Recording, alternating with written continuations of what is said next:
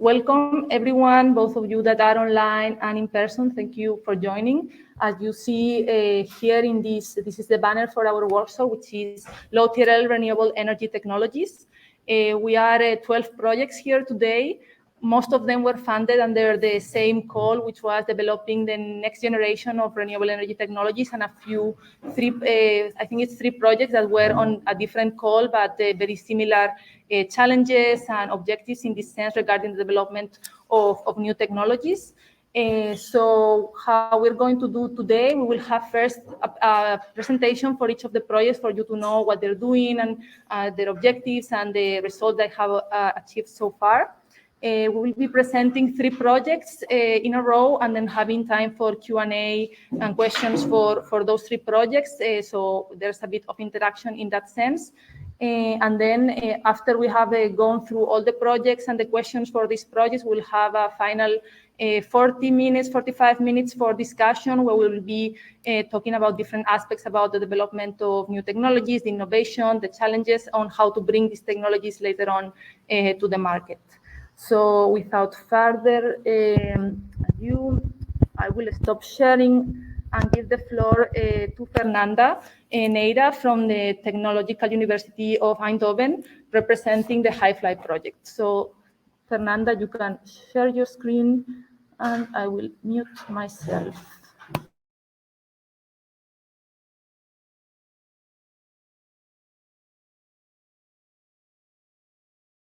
Sorry. Sorry, Fernanda, wait a second. Yeah. Okay. Yes. I don't know why you're seeing that and not. Do you see my screen or not really? I am seeing it, but I'm having trouble showing it in the room. Just 1 second. Okay.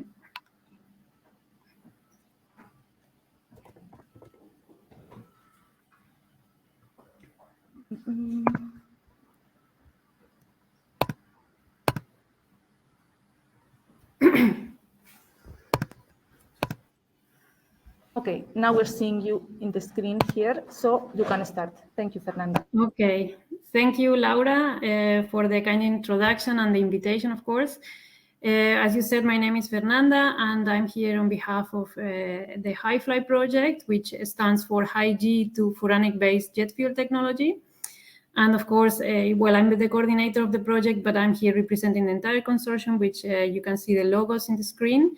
So TUI is where I come from, and I'm with the coordination, but we work together with TNO from the Netherlands, Fraunhofer, Sky Energy and Boeing, IFEO, Johnson Matthey, and CSIC.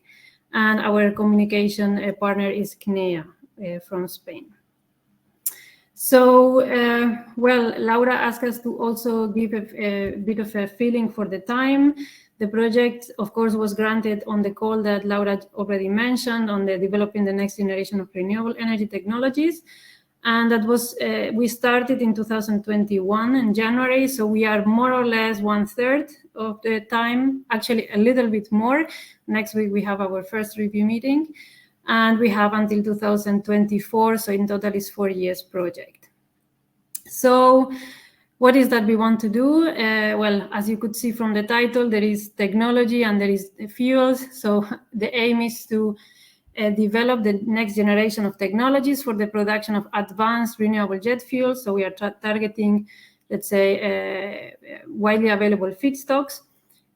From, let's say, abundant unsustainable biomass feeds. So if we try to compare HyFly with alternative biojet fuel technologies, we see on the left the conventional jet fuels from cooking oils, fats, and vegetable oils. They rely on more scarce and costly feedstocks. So HyFly is targeting forestry residues, agricultural residues, so second-generation biomass feeds. And we want to distinguish from the existing technologies by providing a much more resource efficiency. So we want to convert more of the carbon from these abundant feedstocks into jet fuels, and in that way, not only increase the efficiency, but also reduce costs. So that's more or less the target and what we are aiming for. But how we want to do this, I want to explain it in a bit. So, of course, as I said, we are targeting second-generation biomass. These, in principle, are converted via biorefinery technologies, which are existing, and typically produce three fractions: the cellulose, the hemicellulose, and the lignin. And we identified a market or a need also to convert efficiently the C5 sugar, the hemicellulose fraction. So HyFly relies on those types of feeds. So in essence, we rely also on synergies with other biorefineries. So HyFly technology would be able to convert C5 biorefinery streams into drop-in grade fuel. How exactly? Well, we have a strong, let's say, technological development focus. So we have a first sort of block, which would be a work package, which converts these widely available sustainable feedstocks into what we call jet fuel precursors, which are furanic-based. We also have a strong technological development on the purification of these feedstocks or these precursors via membrane purification. And then we have synthesis of jet fuels from these furanic precursors. We also have in the program valorization of side streams. And at the end, of course, also some sort of overreaching work package, which looks at the overall value chain and also looks at the, let's say, the sustainability and the suitability of these jet fuels, doing techno-economic evaluations and also social and environmental assessments. So in this way, we target, as I said, sustainable feeds. We want to really maximize resource efficiency. That's one of the key performance indicators that we are really looking for. Minimizing energy demands also through use of membranes versus conventional separation technologies. And also we have a strong emphasis on increased process scalability. We are targeting, as I will say in a minute, TRL 3-4, but we look at scalability and let's say, scalability of the materials and reactors and processes. Well, we also want to overall minimize environmental impact by targeting widely available and sustainable feedstocks and also convert them efficiently. And in that way, as I said, decrease costs and accelerate the uptake.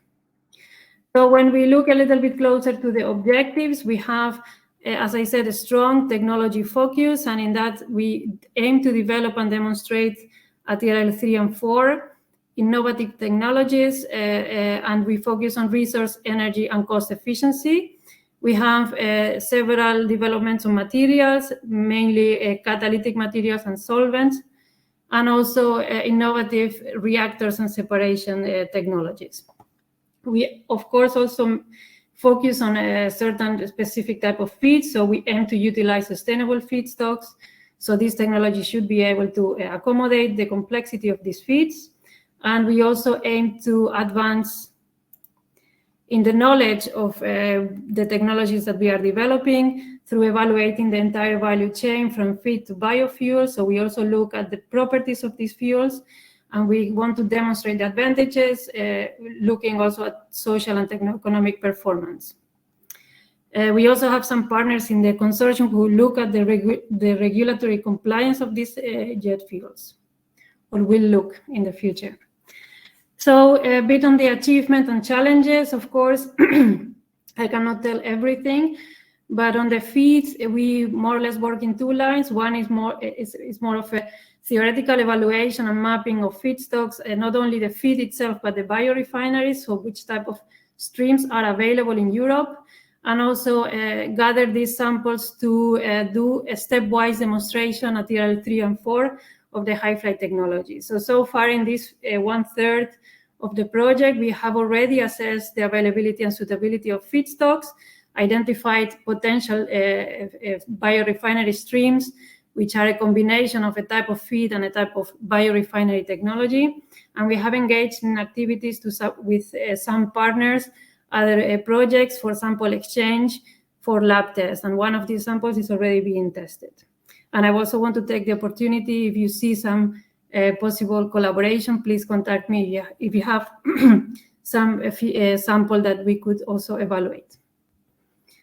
On the technology, which is, let's say, the core of the project, try to finish in less than 1 minute. Yes. So in the technology, well, basically we have developed, we have synthesized more than 35 catalysts for some of the steps, which are the critical ones. Identify IP. We are developing structuring methods that offer scalability and high efficiency.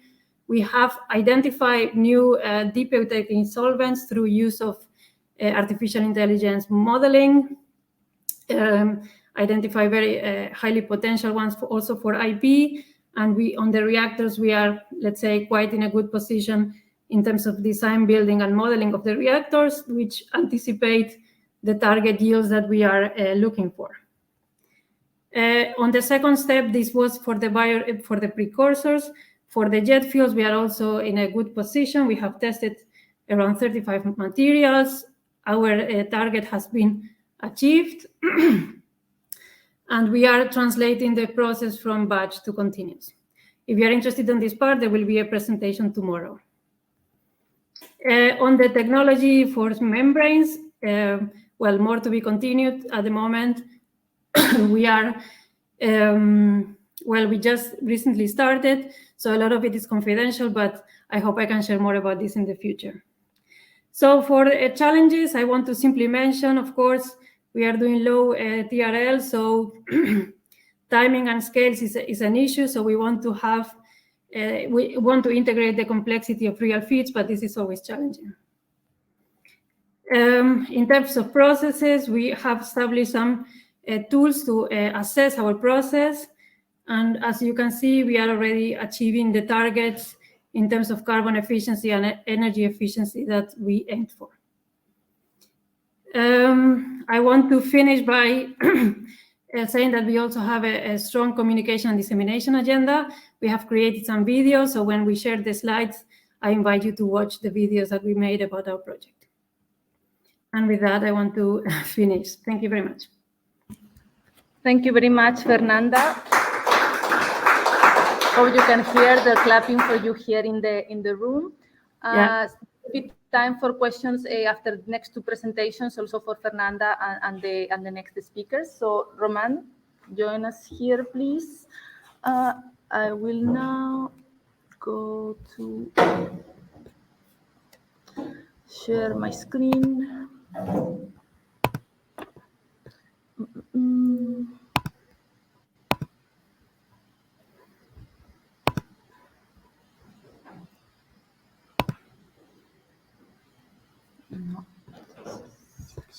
You can change it.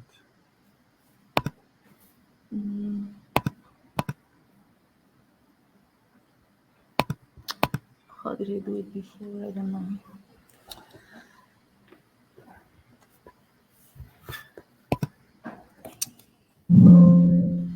I don't know. Anyone knows how to switch to the presenter mode? Okay, now it's working. I hope online you are also seeing the full screen mode. I'm not seeing your faces right now, so hopefully you are. No, we don't see it. You're not seeing it? No, I think I still see my screen. Sorry for that. Wait a moment. Yeah, now yes.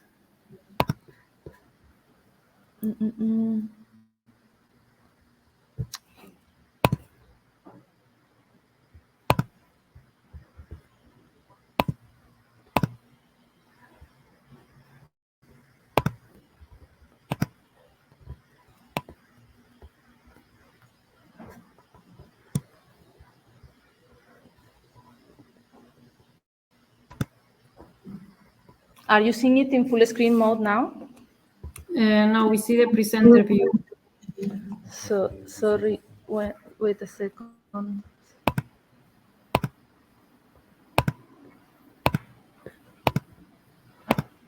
Is it okay now?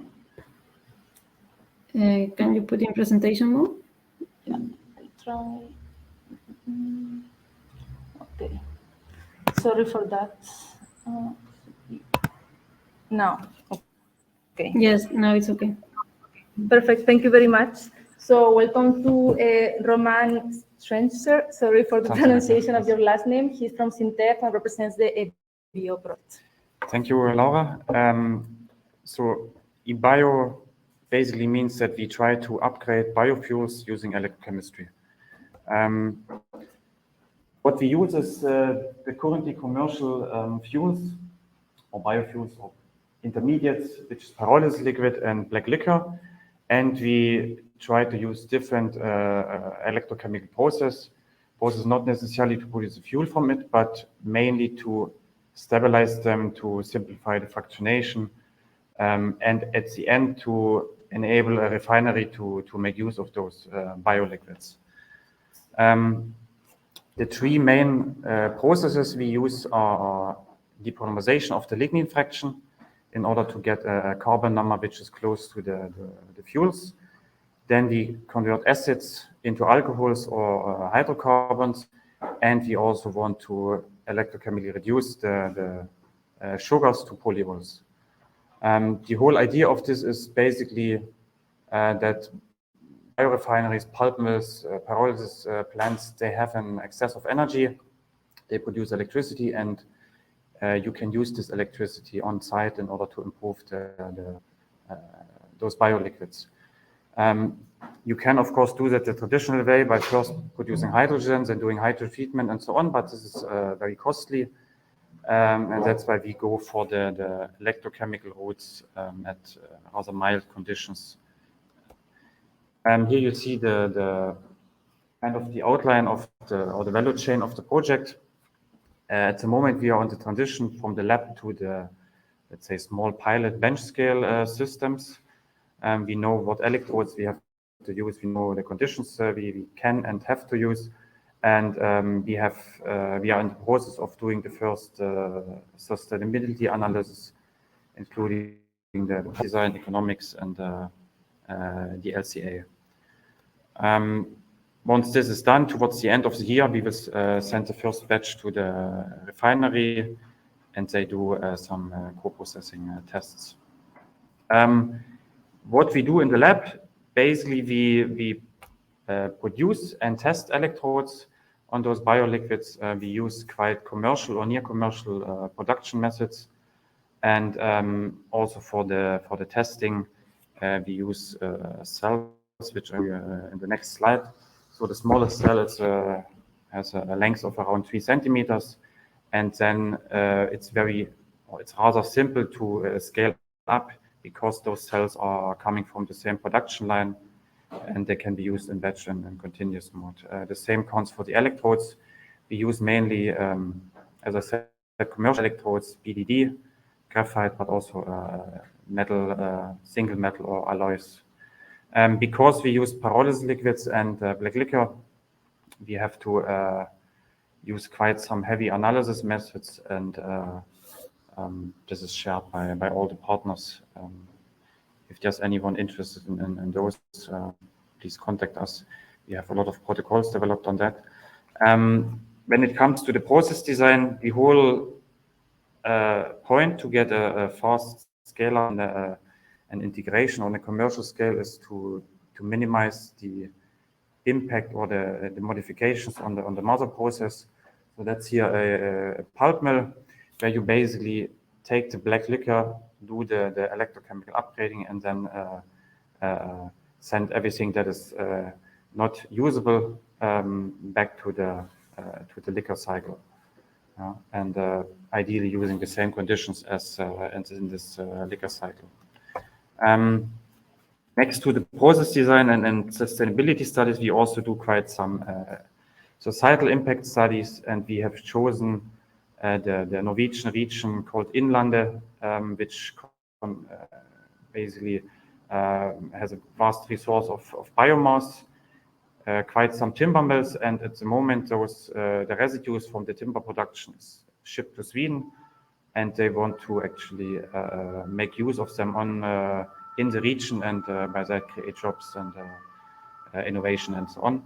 So this is our case region, and we are in dialogue with stakeholders to figure out what is needed to establish such a process, and then what's the impact on the local and regional scale.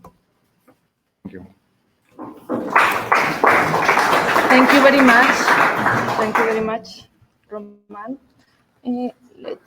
Now it's time for Axel Gottschalk.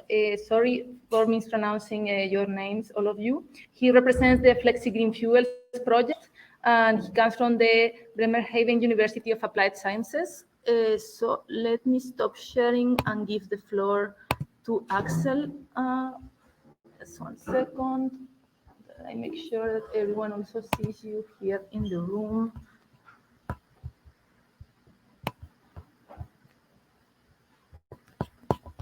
Oh, almost.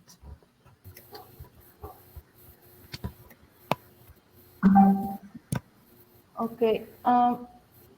Axel was seeing before your slide, but I don't see it anymore. Can you try again?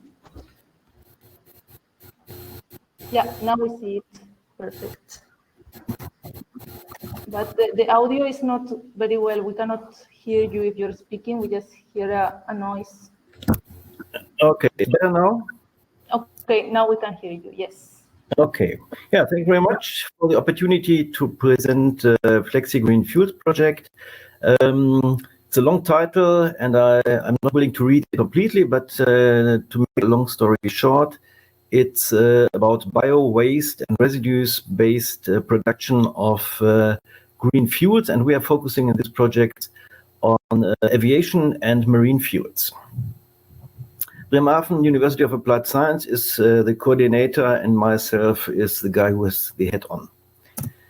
The project is, as most of you know, one of the research and innovation actions that has been selected for funding in the last round of Horizon 2020. We are targeting TRL 3 to 4. It's a 4 million project, and the project duration is 3 years. We started beginning of 21, so we are halfway and have our review meeting end of this month. At least that's the actual planning. Altogether, we have 30 project partners involved, 5 universities, 2 research centers, 5 SMEs, and 1 large industry. Have a quick look on the logos, and some of them you probably might be aware of. The overall high-level objectives of our project are to develop a whole sustainable biorefinery process that is targeting to utilize all renewable and sustainable resources, so bio-based and green electricity we have involved in our planning. And to make this possible is that we combine quite a number of different technologies that we need in the overall biorefinery setup in the end. We want to produce several fuels and limited added value byproducts. And the fuels, as I mentioned, are drop-in fuels for aviation and marine fuels for the large vessels. As all of us, we target a significant reduction of greenhouse gas emissions. We want to achieve sustainable production, considering all the different aspects of sustainability, and that includes that we want to achieve an economic, attractive process and generate new jobs for sure. The biorefinery concept I try to summarize here in this simplified sketch, just because of this limited time we have available. So we focus on 2 different raw materials. On the one hand, forest and wood industry residues that are our lignocellulosic raw materials, and we consider the organic fraction of municipal solid waste. And these 2, let's say, types of raw materials we utilize get different pre-treatments that are listed in the second column that we call here fractionation processes. So the first one, the forest wood-based residues are treated in an adapted organosolv process to separate the biomass in the 3 main fractions, lignin, hemicellulose, and cellulose. while the organic fraction of municipal solid waste is treated by enzymatic hydrolysis. And in the end, from cellulose from the first branch and from this enzymatic hydrolysis, we end up with glycose intermediate streams. And then the different intermediates are treated in different multiple conversion processes. And here we have, let's say, included a number of diverse processes. We have high temperature chemical processing, we have catalytic conversions, we have biological conversions, and so on and so on. And that is more or less, these pieces are part in the end of our biorefinery puzzle. The products I just mentioned, bunker-like shipping fuels, jet-like aviation fuels.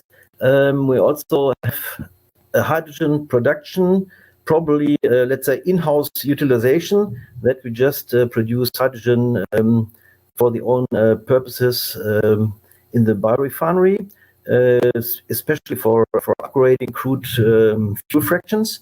But also we have some value products like proteins and chitins that we want to separate and sell beside the fuels in the end. Evaluation similar to the two projects presented prior to this one.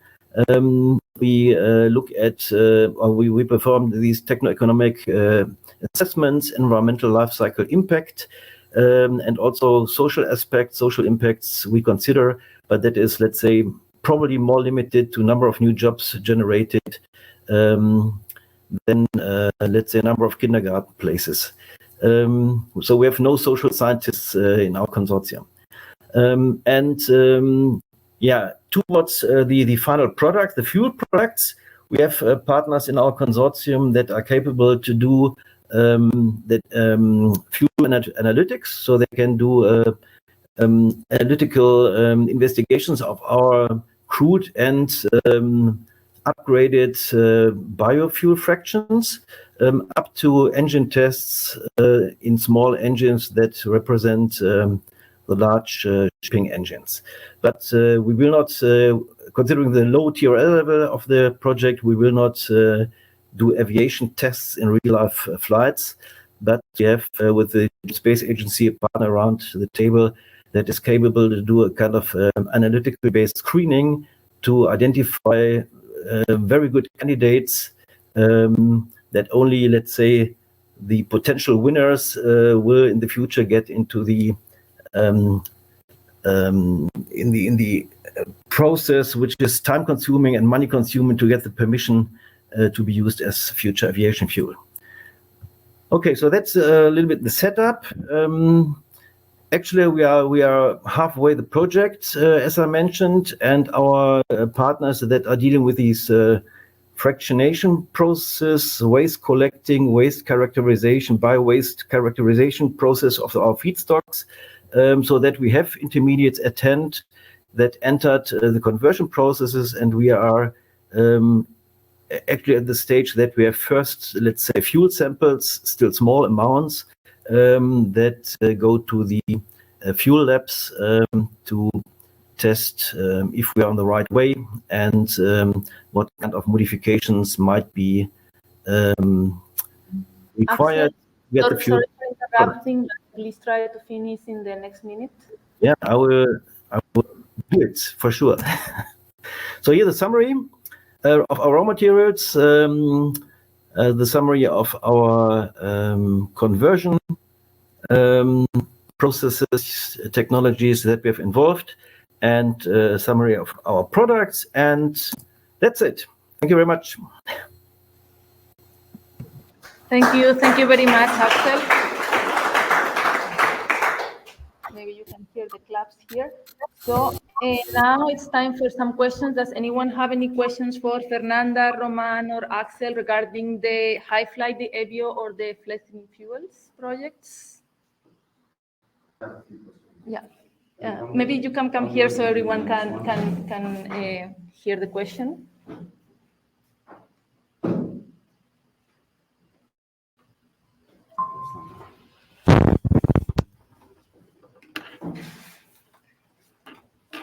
So thanks for the presenters. It was really nice presentation. It's somehow related to my previous PhD work. That's why I have like a couple of questions. I don't know where to look. It's just one main question for Fernanda and Axel. As far as you know, I mean, in order to convert a biomass into a biofuels or aviation fuels, there's like initial step like the gasification, pyrolysis, and then there's another refining and cleaning processes to produce the final step of the biofuel. So which technology are you relying to use in the first step or aiming to use? And excuse me if I missed something in the presentation. If I may start, thanks for the question. I didn't get your name, but thank you very much. So in HiFly, we are relying on what we are calling biorefineries, so not really a thermochemical process first, so not a pyrolysis or something like that, plus cleaning, but more like, for example, organosolv or steam explosion. And then fractionation of the streams. Some of them have already a clear outlet and some not. So we are aiming to target those that don't have a clear outlet, like the C5s. So Thanks. I don't know if that answers. But the biorefinery is out of the scope of this project. We are contacting other projects for the first steps, and we are treating the C5 streams alone as they come from that biorefinery. Good. Okay, then I continue with Flexi Green Fuel. What we are doing, so we use pyrolysis for the lignin fraction only. And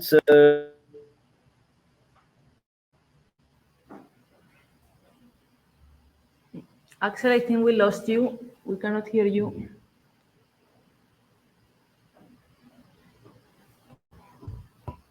Axel, okay. I think we lost him. I think he mostly answered. Okay. Sorry, Axel, we cannot really hear you from here. I'm not sure if it's only us, or it's also for the other speakers online. Okay. Then let's move on. There will be time later for networking, and also through the Hopin platform, you can also set meetings with the different speakers. So let's move on, and then maybe during the discussion time, we can go further in some of the details. So Ahmed is already here, and the next presentation, it's his. So let me, this should be open here. We'll do it this way. Let's see if I manage. What? I have to remove the full access, but I cannot see from here. I'm sorry. Okay. So.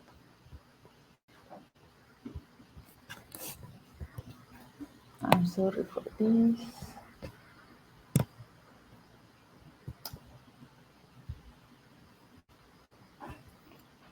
Not sure why I'm making it so complicated.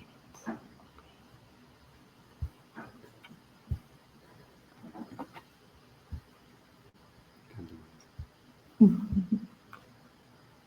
right. Wait, just a second.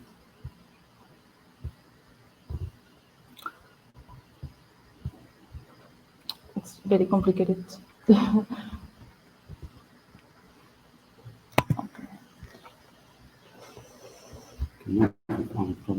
No, it's not. It's not that the problem. It's just difficult to control the mouse from here. Okay, perfect. Hopefully, you can all see the slides on full screen online.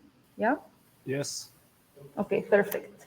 Okay, I'll go quickly. So my name is Ahmed Salim. I'm a research associate at the University of Pisa currently, and we are working for the Bridgen project, next renewable multi-generation technology enabled by a two-phase fluid machine. A general information about the project data. Initials as a Bridgen by 2, and it's funded under the European consortium Horizon 2020. The project is a 4 years funded project, started in September 2020, and it will end by August 2024, donated by the University of Pisa. We have 13 partners from 6 European countries, and 1 international partner from South Korea.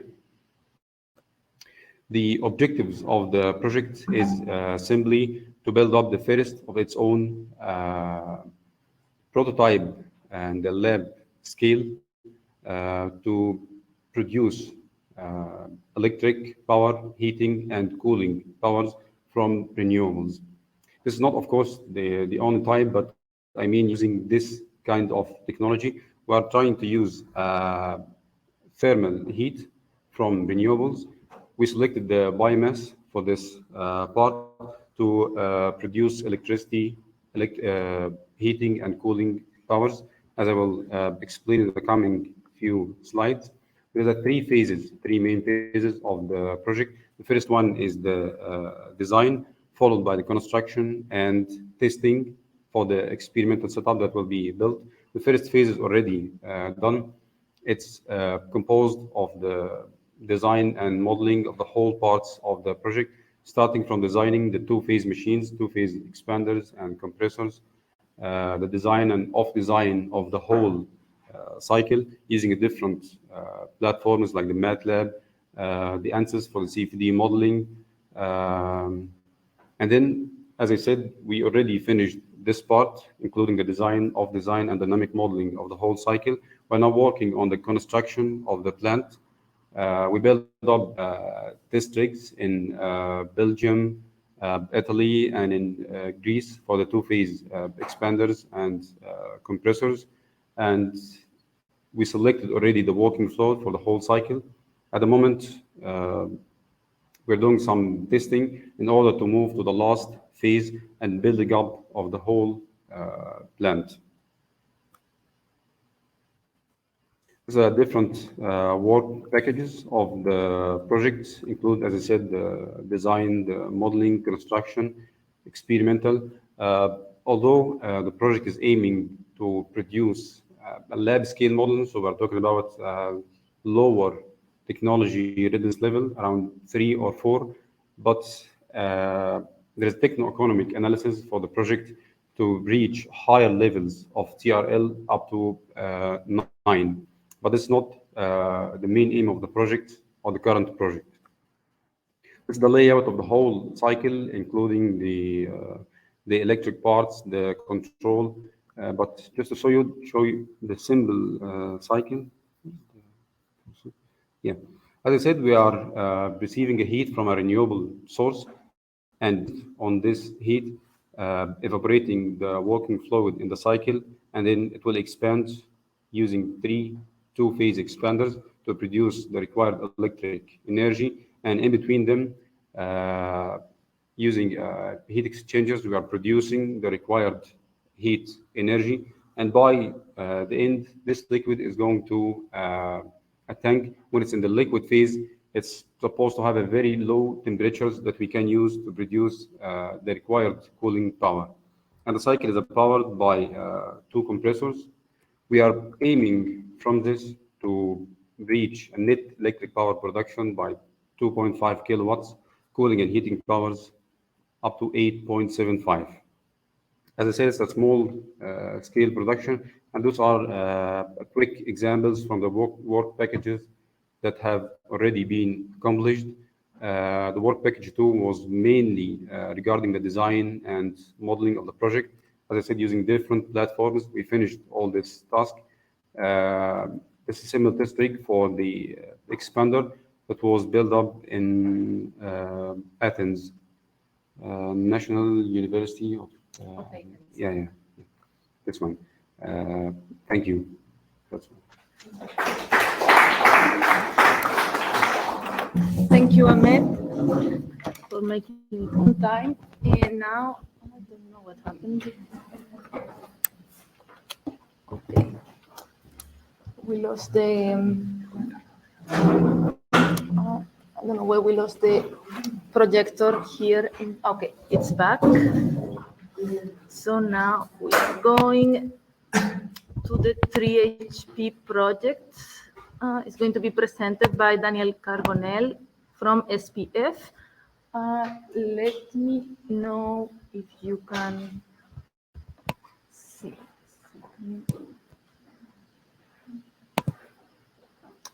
Online, are you seeing the full Yes. screen mode? Yeah, perfect. So, Daniel.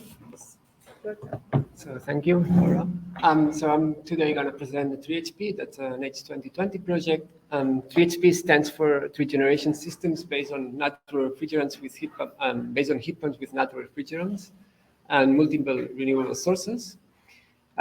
It's a bit different from the other projects presented here. Our project will end in February next year, so we are at the very end phase of the project. So I will try to present some of the results. So the main goal of the project was to develop systems that are based on electrically driven natural refrigerant heat pumps that are coupled with photovoltaics and then can provide heating, cooling, and electricity. And we are targeting multifamily residential buildings. Our main target was to achieve 80% renewable on-site share, which means we have a net zero energy building concept, and we exchange 20% of the energy with the grid.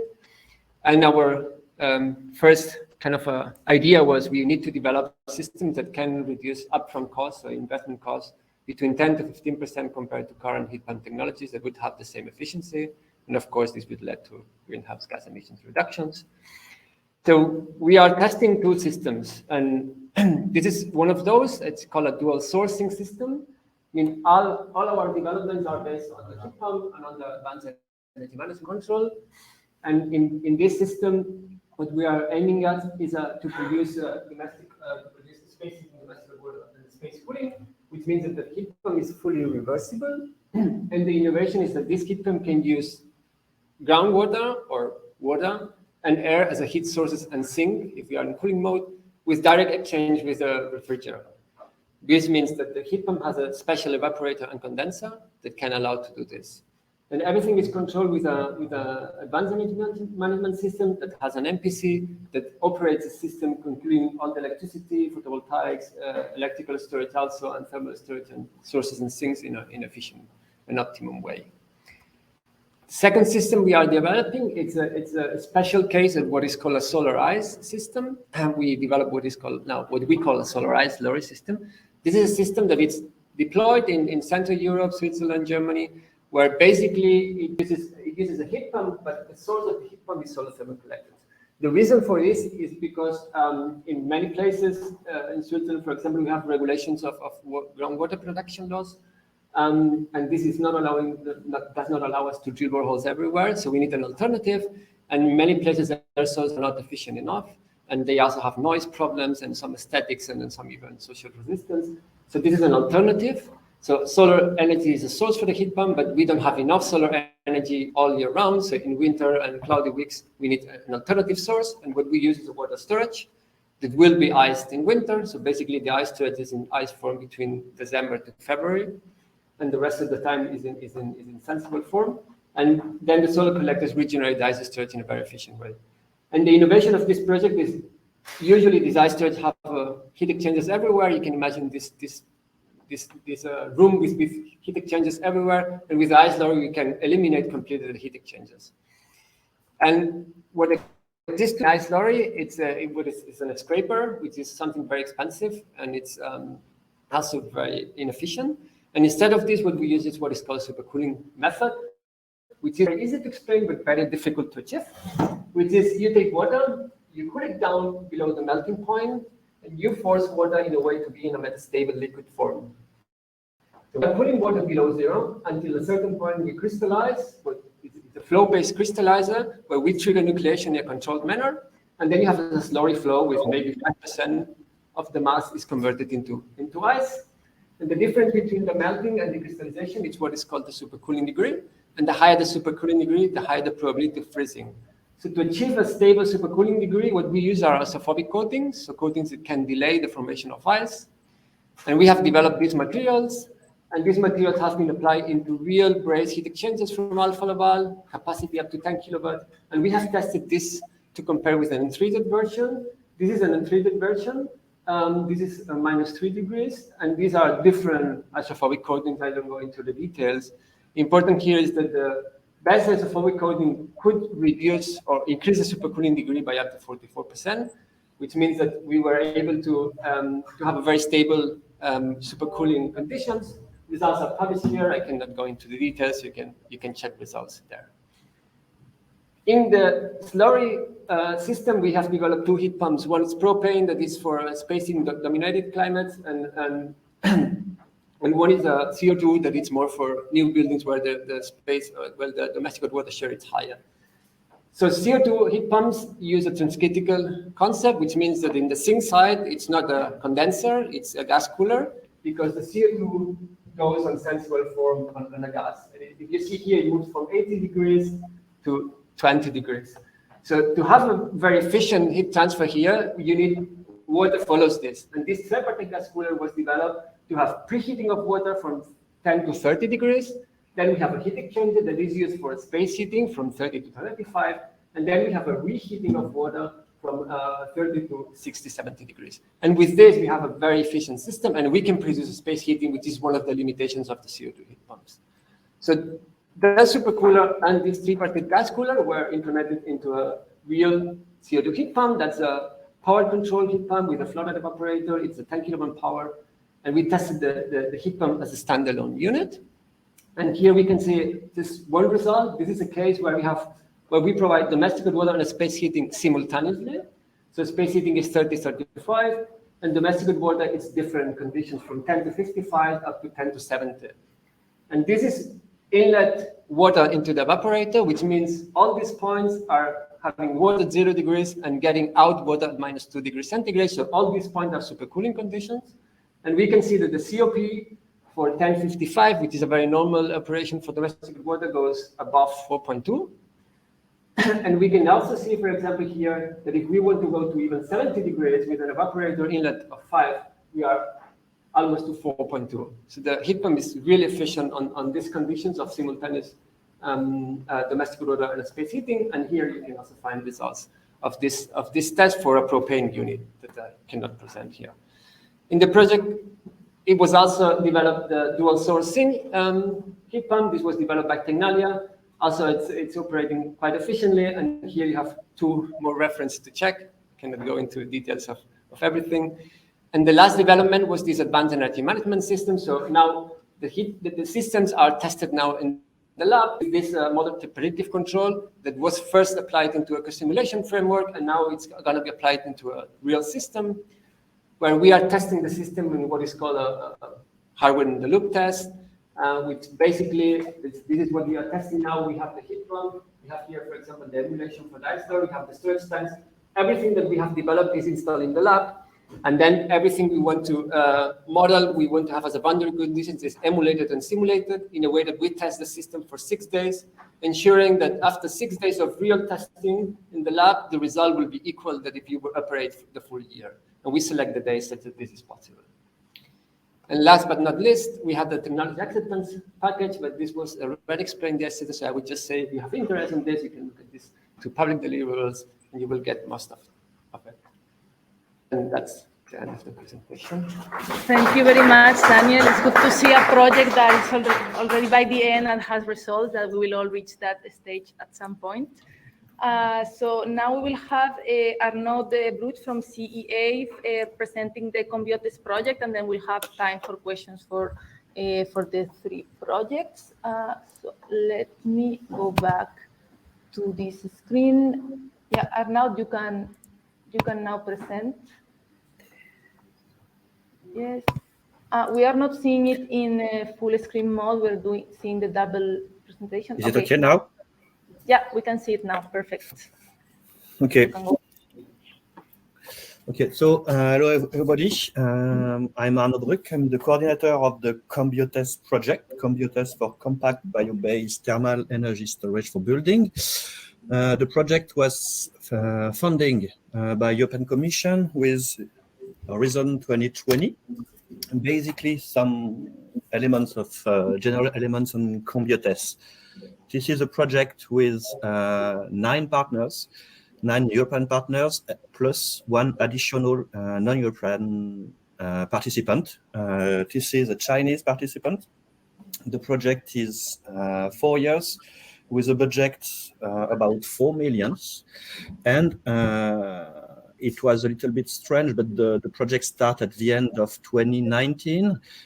It had been stopped 1 month later due to the insolvency of one partner, and it took more or less 18 months to restart the project. So that means basically the project starts in 1st June of 2021.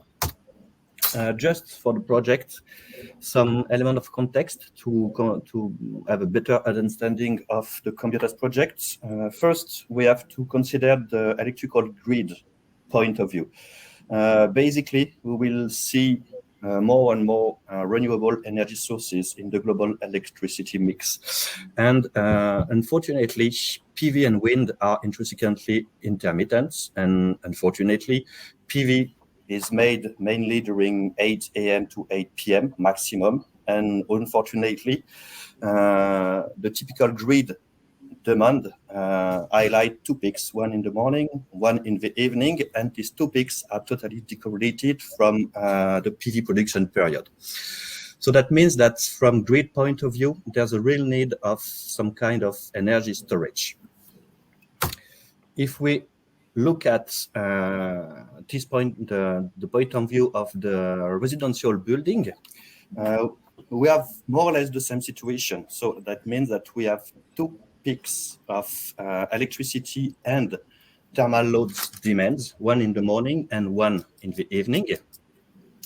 More precisely, we have peaks of demands of hot water in the morning and in the evening. These peaks are concomitant with electricity demand, and unfortunately, these peaks are totally decorrelated from the PV production. So that means that from residential point of view, there's a real opportunity to try to contribute to the shifting of the peak demand on the electrical grid. And there's an opportunity to correct the temporal mismatch between PV production and thermal needs. And this is more or less the scope of the Combiotest project. So Combiotest propose to develop, in fact, a solution of thermal energy storage for load needs of residential building for heating, tap water, and cooling. And this solution will be adapted for load shifting of the electrical grid and load shifting of the PV auto consumption.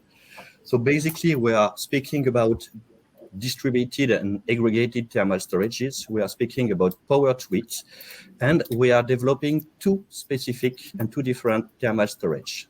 The first one is called the versatile. The first one is a more classic latent thermal storage. Latent, that means that the heat of fusion and melting and solidification will be used. This storage will be used during the whole year to produce hot water or space heating. You can see on the slide some key feature on the energy, storage density, power during the charge, and the power during the discharge. At the moment, this storage, the design of this storage is almost finalized. The engineering phase is expected to start in the next weeks. The construction is expected to start at the end of 2022 or in the beginning of 2023, and tests will be performed during spring 2023. The second thermal storage is more tricky but more interesting. It is called the versatile storage, and basically during the summer, it is supposed to perform some kind of space cooling. This is a water ice PCM storage. And during the winter, it is supposed to produce space heating. It will be a more classical water thermocline, but enhanced with PCM. At the moment, the design phase is still ongoing. The engineering is expected to start in autumn this year for construction and test at the end of 2022 and test during spring 2023. Just some words about the organization. Basically, the core of the project can be divided between technical development, which includes the design, the thermal behavior, the manufacturing, the test, the development of the bio-based PCM, the development of the EMS, the energy management system, And once this phase, once this technical development is made, we have a really important step of demonstration and qualification in lab, in representative condition and in real environments. If we look at the planning, we can see that now after 1 year and a half, basically all the technical tasks are more or less half made. And we should, in the next 6 months, a little bit more, we should start the validation and the demonstration phase, which is a really long phase with more than 1 year of test. Just a few words about the demonstration. I do not speak here about the qualification in the laboratory, but just the demonstration. So we have demonstration in Denmark on the CIDA platform of DTU. This is not a real house, this is representative house. And we have demonstration in the same kind of site in France at CEA site. In this case also, this is individual representative houses. And 10, we have demonstration in real condition, basically in Poland with a single house family. And later in China with the one stock office building. So that means that at the end of the project, we should have all the different level of tests from lab to real sites and with a really long period of test. Just to finish some few words about the dissemination and the exploitation of the COMBIOTEST project. Basically, these thermal storages are expected to be used and sold to smart city and individual clients. One partner in the project, HMH, will manufacture the storage and is in charge of the commercialization. One partner is in charge of the commercialization and to provide the PCM. And at the moment, we expect to have something like few hundred systems sold by years in 2025, and we hope more in 2030. So 8 minutes, maybe that's all for me. Thanks. Thank you. Thank you very much, Arnaud. So now it's time for questions. So if you have any questions for Ahmed, Daniel, or Arnaud about the Region by 2, the 3HP, or the COMBIOTEST project, now it's the time. Anyone in the room, or is there questions in the chat? No? Okay, if you can come here and ask so everyone also hears.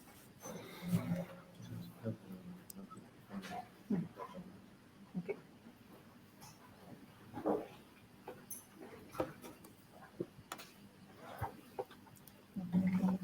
Hello, Valeria Palomba from CNR in Italy. So the question for Ahmed is, which is the temperature level of your system? Because you mentioned the fluid, but you didn't mention the temperature levels. I don't remember exactly the temperature, but the maximum temperature is approaching 90 degrees. 90 With a temperature lift of? Sorry? The maximum temperature lift that you can achieve? This is the maximum one for the working fluid. But eventually the heating system or the cooling system are going to achieve a temperature difference of about 20 degrees for each. Okay. I hope this answers, but I might answer your detailed answer by maybe I'm just checking on this to you. The questions for Arnaud. So you're maybe missed something in the presentations, but you are aiming at charging your systems, both the versatile and the other one, just with heat pumps, or it will be also you can also use solar thermal or something like this. This is the first question, and the second question is. You talked about an advanced energy management. Will it be based on MPC, some other machine learning methods, or something else? If you can give some more details. So to the first question, the charge of the system is not something that is totally finalized at the moment. It could be made using heat pumps. It could be made using solar panel, but for example, at the moment, on one side, on the Poland side, on the Polish side, they only have PV on the roof, and what they want is to directly use PV from electricity from PV to charge the PCM. So at the moment, charge can be made by direct electrical heating or by heat pumps, and this is something that has to be enhanced maybe in the later generation of the storage. Concerning the second question, the EMS. This is not so easy to answer. At the moment, the first EMS will be a little bit simple, and the real one, but I do not know when it will be developed. The real one is supposed to take in consideration the price of electricity, the demand of the grid, the demand of the house, the provision. So it's something really complicated, and at the moment, it is not totally answered. We can consider machine learning. We can consider the kind of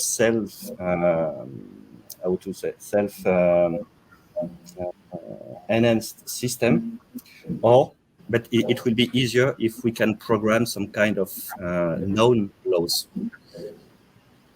But I'm not sure that, for example, this kind of system installed to install this kind of system in a house, we need a not so complicated EMS. So at the moment, as I said, this is not fully developed, so it's not possible to answer more in detail to the question. Okay, thanks. Thank you. Thank you for the question as well. So I just want to remind everyone that the presentations and the video will be available afterwards. So if anyone has additional questions, you will have the contact details of all the speakers. And also through the Hopin platform, you can also request meetings to discuss with anyone. So now let's go for the last round of projects before the coffee break. So now we have Luc Berman presenting the Sun2X project, and he comes from LGI. So you can come here. Let me open the Sun2X presentation here.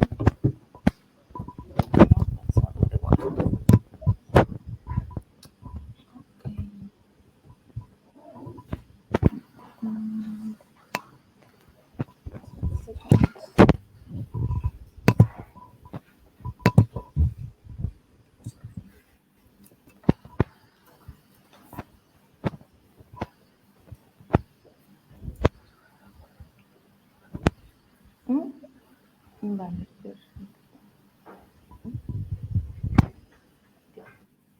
see it in full screen? I hope yes. Okay, so look, you can go. Yes, hello everyone, good afternoon. First, let me apologize because I'm not an engineer. I do not have a background in hard sciences, but I'm a sociologist and political science at heart. But I'm involved in this great project called Sun2X as part of the exploitation phase of the project, but I'll try my best to present the technical parts as well. But please bear with me, don't ask too many technical questions after my presentation, because, well, this is all magic to me. But so Sun2X, it's a 3.5 years project of 3 million euros, aiming at reaching Low-TRL of 4 to 5. It involves 9 partners from 6 countries. And the basic objective is using solar energy to produce hydrogen and a carbon-free, non-toxic, energy-dense liquid fuel called hydrocell, which is a hydrogen carrier with direct application in transport and energy. Here is a very basic scheme of what the concept is about. So there are 3 steps. First, producing hydrogen as a chemical intermediate through a electrochemical device. Then a second step, which consists in converting hydrogen to hydrosol through a thermochemical reaction. And then there are 2 applications, either directly, it goes directly to transport or energy sectors, or hydrosol can also be used for recycling plastics. And this is the third step of the concept. There are some key novelties in this project. The first one being able to overcome some technical challenges regarding the high performance photoelectrochemical fuel production by using membrane photoelectrode assemblies, which can operate with solar energy using only ambient humidity as the water supply. As you can see here, that I'm sticking to my notes because, again, not a specialist. Another key novelty is developing reactors for and demonstrating the renewable production of hydrosol for the first time. Demonstrating a complete decarbonized energy cycle with liquid fuels, and also demonstrate the applicability of hydrosol towards the transition to a circular economy by using it for the valorization of waste plastics. And here is where what I'm working on for the project, the exploitation strategy. Since we're aiming at a TRL level of 4 and 5, we are working closely with partners to focus on the aftermath of the project, trying to reach higher TRL levels by establishing a common agreement on how the results will be owned and used, providing general recommendations on commercial opportunities, the strategies regarding intellectual property rights, the knowledge management, and also trying to develop possible business models for the partners within this tripartite, this trinity of concepts, being the IP diagnosis, market potential, and the implementation of the project's results. By asking ourselves some very simple questions through a simple decision tree. Do we want do you want to create a new commercial entity? Yes, no. Who would lead it? Under what entity? Do we want to continue collaboration? So this is what we are doing as LGI, and this is what we are discussing currently with project partners. A little bit more about LGI. We are involved in many European projects. We have been involved in many European projects, more than 350 projects since 2005.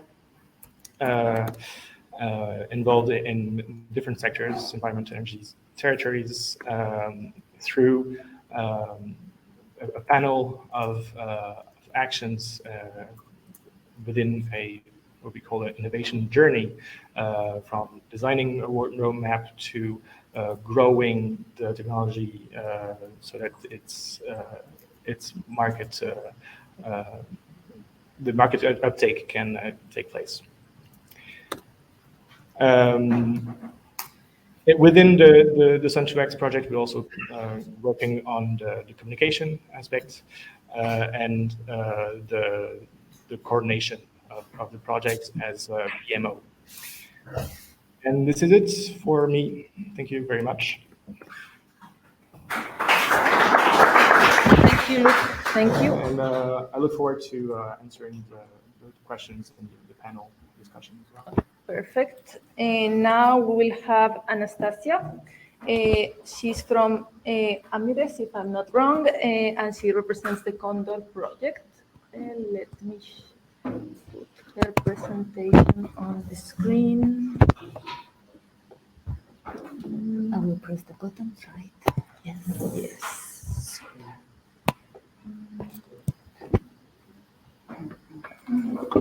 Second. Okay, I think now it's ready. Okay, super. Like down or Yes. like this one? Okay, so Good afternoon, everyone. My name is Anastasia Grozdanova. I'm from Amires, project and dissemination manager. So I'm also not so into technical details. That's why today with me online we have Professor Luca Pasquini from the University of Bologna, who will be able to answer questions if you have such. So CONDOR stands for Combined Sun-Driven Oxidation and CO2 Reduction for Renewable Energy Storage. But let me tell you a bit more about the project. So the project started in November 2020. It's a 4-year project with a budget close to 4 million.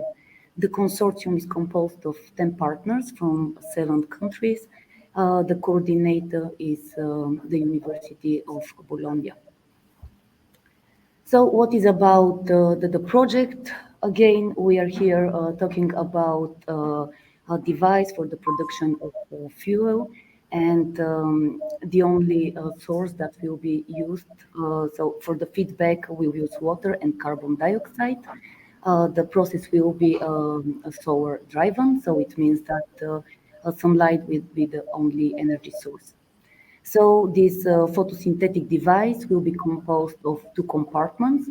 So the first compartment is a photoelectrocell, where the water and carbon dioxide will be split into oxygen and syngas.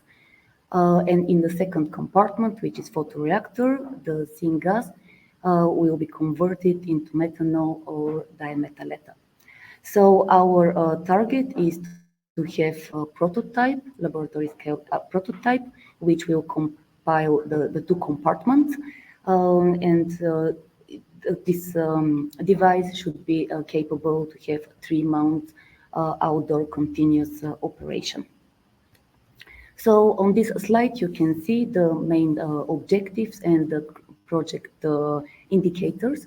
So our target for the compartment 1 with the solar to syngas efficiency is to attain 6% for water splitting and 8% for biomass oxidation. For compartment 2, aimed at syngas conversion to methanol or dimethyl ether, is to reach 75% conversion by 1 pass. And for the full device, solar to DME efficiency, the target is 4.5 for water splitting and 6% for biomass oxidation. On the screen, you can also see the key materials that will be used in each of the compartments. So here is presented the project plan and how our work will be performed for the 4 years. So as mentioned, project started in November 2020. The work on compartment 1 and compartment 2 started in parallel from the very beginning of the project. So for compartment 1, the work was related with the synthesis and modeling of molecular catalysis, and also for the preparation of photoanodes and photocathodes. The assembly and test of the photoelectrochemical cell started at month 19, and that will be in our focus of work during the 3rd year. So for the compartment 2, which is for package 6, and this is where there will be the conversion of syngas into fuel. It also the work started at the very beginning from the project, and it's supposed to be ready by the end of the 3rd year. So the phase with the design, assembly, and validation of CONDOR prototype will start. We work on this from the mid of 3rd year, and this will be in our focus for the 4th year till the end of the project. So the initial test will be performed in the laboratory at the Hygir, who is a partner in the consortium. So our aim is to increase the TRL from TRL 2.3 till TRL 4, and once this technological level is reached, we will perform a test in real open air conditions. For this purpose, we will use the rooftop terrace of our partner CNR, which is in Bologna. So if I should give more details here, I know that it's on 45th parallel, so the sunlight is really strong here, so it will be really provide the conditions to perform the test. So we also have a potential end user who is ENGIE. ENGIE already has an idea for the installation site. This will be in north of Chile, and this will be done once the technology level is 9. And this is my last slide where I include more information about the exploitation and the dissemination. So the final end users will be chemical and petrochemical industry, oil and gas companies, and smart cities. We believe that the Condor system will be applicable for sunny areas where the industry is well developed. So we believe that South Europe and countries as Italy, Spain, Greece are really convenient for this purpose. The commercialization partner will be Higir and ENGIE. So Higir is the partner who will bring the technology to the market, and it's supposed to have a scale-up activities after the end of the project. So by 2031, we hope that this will be possible. For the dissemination, you can see on the screen the Condor website. We also have a Twitter account, and down in the lobby you can find also the brochure, and there is also our roll-up.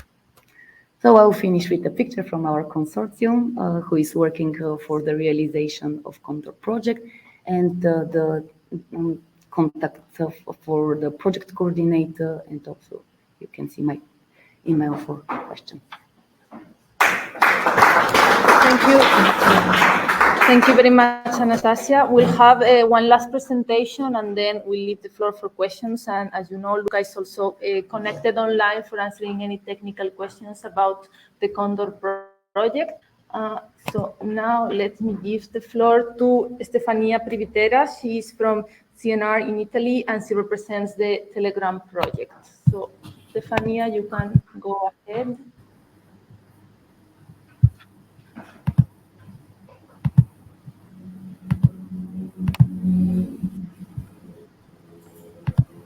Yes, okay. Perfect. Good afternoon. I am the coordinator of the project Telegram, which is the acronym of Toward Efficient Electrochemical Green Ammonia Cycle. This is a project that has started on November 2020, and it will last for 42 months and is funded through the H2020 program. My institution, the Institute for Microelectronics and Microsystems of the National Research Council in Italy, is the coordinator, and then we have also the other partner in Germany, Helmholtz-Zentrum Berlin and Forschungszentrum Jülich, and a partner in Sweden, Uppsala University. Just a little bit of background, ammonia is mainly used as a fertilizer or chemical feedstock, and is obtained industrially through the Haber-Bosch process, which is a process at high temperature and pressure. And it's a process which employs hydrogen gas coming from steam reforming, and for this reason it is responsible about 1 or 2% of the total emissions of carbon dioxide every year. But ammonia is not only a fertilizer but also a potentially formidable energy vector, because it has large hydrogen content, high volumetric energy density, and unlike hydrogen, it is very easy to liquefy ammonia for transportation, for example. Even at room temperature, we need only 7.5 bar. So ammonia can be used for energy storage to mitigate the intrinsic fluctuations of renewable energy sources. Therefore, the goal of the project is to demonstrate at a laboratory scale a complete green ammonia energy cycle. So we start from renewable energy sources, and we get the energy to supply an electrochemical reactor that will produce ammonia from nitrogen and water, and this ammonia is then employed in a direct ammonia fuel cell, which get back electricity by oxidizing the ammonia, and produces only again nitrogen and water. So for this project there is the development of two enabling technologies is required. The one is for electrochemical ammonia synthesis, and for which we are using a multi-stage membrane reactor. and the other is the direct ammonia fuel cell. But for these two devices, what is very important is the main challenge of the project, that is the development of novel catalysts. And in particular, for the synthesis of ammonia, we need to reduce nitrogen with this chemical reaction that implies the dissociation of the triple bond of nitrogen molecule, which is very stable, and also it's in competition with the hydrogen evolution reaction. And as a consequence, usually for this reaction, we can only get low Faraday efficiency and also low yield. Another issue is the use of low-cost sustainable catalysts, and this in particular for the ammonia oxidation, the reaction occurring in the fuel cell, in which the aim is to reduce the noble metal amount and to use earth-abundant materials. So the approach for the nitrogen reduction, so for the ammonia synthesis, is one is the use of nanoparticles that we are developing at CNR. And here we have gold and molybdenum double catalyst with a very low gold loading, less than 0.01 milligram per square centimeter. And we have obtained ammonia with a Faraday efficiency of 40%, which is very close to our target that was 50%. Another approach is developed at Uppsala University and regards high entropy alloys. High entropy alloys are materials including more than even 5 different atomic species. And in this case, the composition has been selected through atomistics simulation. We have investigated more than 3,000 different alloys, and the more promising have been also prepared and tested in terms of catalysts for ammonia production. And we can see that we can increase by 1 order of magnitude the ammonia rate by changing the KOH concentration, and so while keeping the Faraday efficiency around 20%. For the ammonia oxidation, here the main objective is to go towards earth-abundant catalysts. So we started with a standard amount of platinum on carbon that was 1 milligram per square centimeter. Then we have developed a technique to reduce this amount by a factor 100. And in this case, we see that we can have the same current, but we lose a little bit in terms of onset.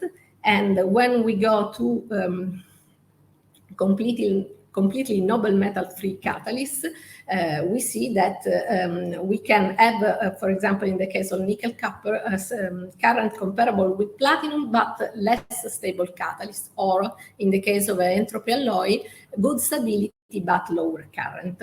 And in any case, by eliminating the noble metals, the onset is increased. So in summary, we have seen that the development of catalysts is a crucial issue in order to develop a complete green ammonia cycle. We have already prepared some catalysts that are promising, so they still need some optimization. And we have to find a trade-off between the reduced amount of noble metals, that is our objective, and the achievement of the performance. And we have also, at this phase of the project, start the testing of these developed catalysts in the prototype devices. And the next step will be to power the ammonia reactor with the renewable energy sources in order to complete the cycle. So thank you. And if you want more information, please visit our website. Thanks. Thank you very much, Stefania. Here. So now it's time for questions. So if anyone has questions for Luke, for Anastasia, for Stefania regarding the Sun2X, the Condor, or the Telegram project.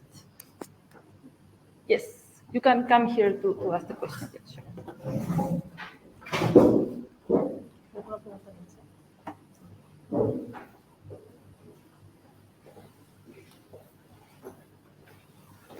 Yes. Hi, this is Valérie. I'm from CA. So my question is for the two projects, Sun2EX and Condor.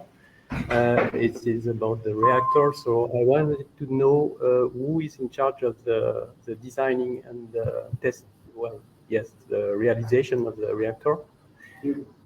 Yeah. Okay. But this one is for the other project also.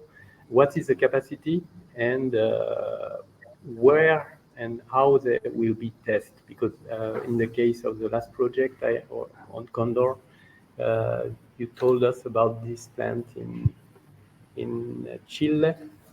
So, but this is an industrial site, so with an industrial size. So how will you manage to test lab scale reactor? Come here, yes, so everyone can. There's two chairs, so you can go sit there. Well, It's okay.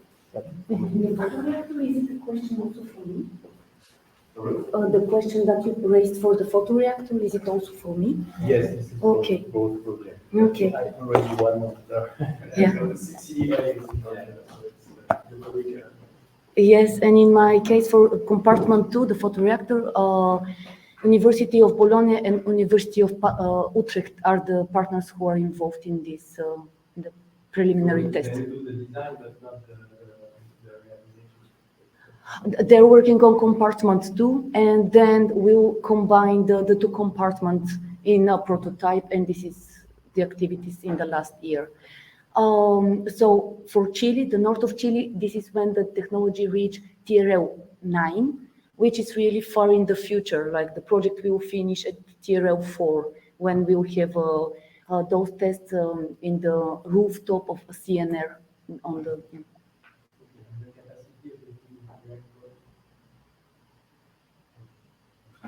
I need to check it and I'll get back to you. Maybe Luca can answer that question. No? If Luca.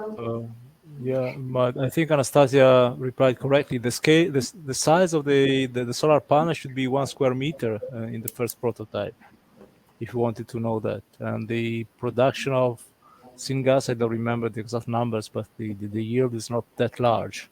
The figures were presented in the presentation with regard to efficiency. But the size of the panel or the photoelectrochemical panel is a combination of different cells for a total of 1 square meter. That's the plan in the first prototype. Yes, it's enough. Okay. Thank you. As we have 2 minutes left before the break, is there any other question for these projects? Yeah. Actually, I would have a question. I don't know if you hear me. Yes, we can hear you, Philippe. All right, great. So a quick question to Luc, and this is about the capital investment, actually. So to me, I see a big obstacle in moving forward and implementing all the technologies that we present, but particularly also solar energies and power generation and energy conversion by effectively not having enough capital for investment. So do you have specific strategies? Do you think we need to rely on government investment or private equity? So what would you consider a healthy mix in order to get these technologies on the road, so to say? Is this a question to whom? Sorry. Yeah, this is the question to me on how we gain investment. The question is for me because you said Luca. I don't answer. Okay, Luca. Okay. Pardon, Luca. No, sorry. Pardon. This is solar to X. So I don't understand if the question was for me, but in that case, the question is for me. Luc Bermond. Luc Bermond. Okay. Just answer. Okay. So for another project. So exactly, one of the yeah, thank you for your question, Philip. One of the partners of the project is Toyota, and they are highly interested in the technology for their business. But in the near future, we also see possibilities of including public funding, since hydrogen is in a booming discourse. The discourse around hydrogen is booming currently, and also there is a roadmap within Europe for hydrogen. So it's we are very confident behind this. All right. Thank you. So one last question. Yeah. If you want, you can say. My question is for Luke as well. Bruno Sodiero from Rina Consulting, and I wanted to, from the exploitation point of view, how you are contributing or tackling the needs of Europe of understanding the manage and the lack of infrastructure for liquid hydrogen carriers. I mean, do you have inside your exploitation strategy some point when you're sharing some results to standardization committees, or do you have any other bodies that you usually go to in order to achieve this? That is usually a thing that we see in calls and many projects. So,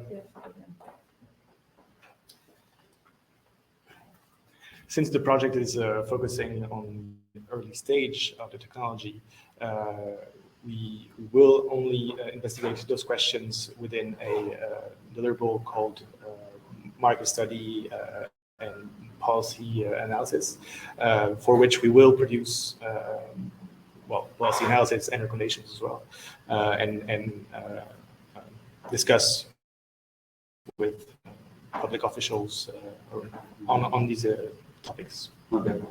But then the concrete implementation and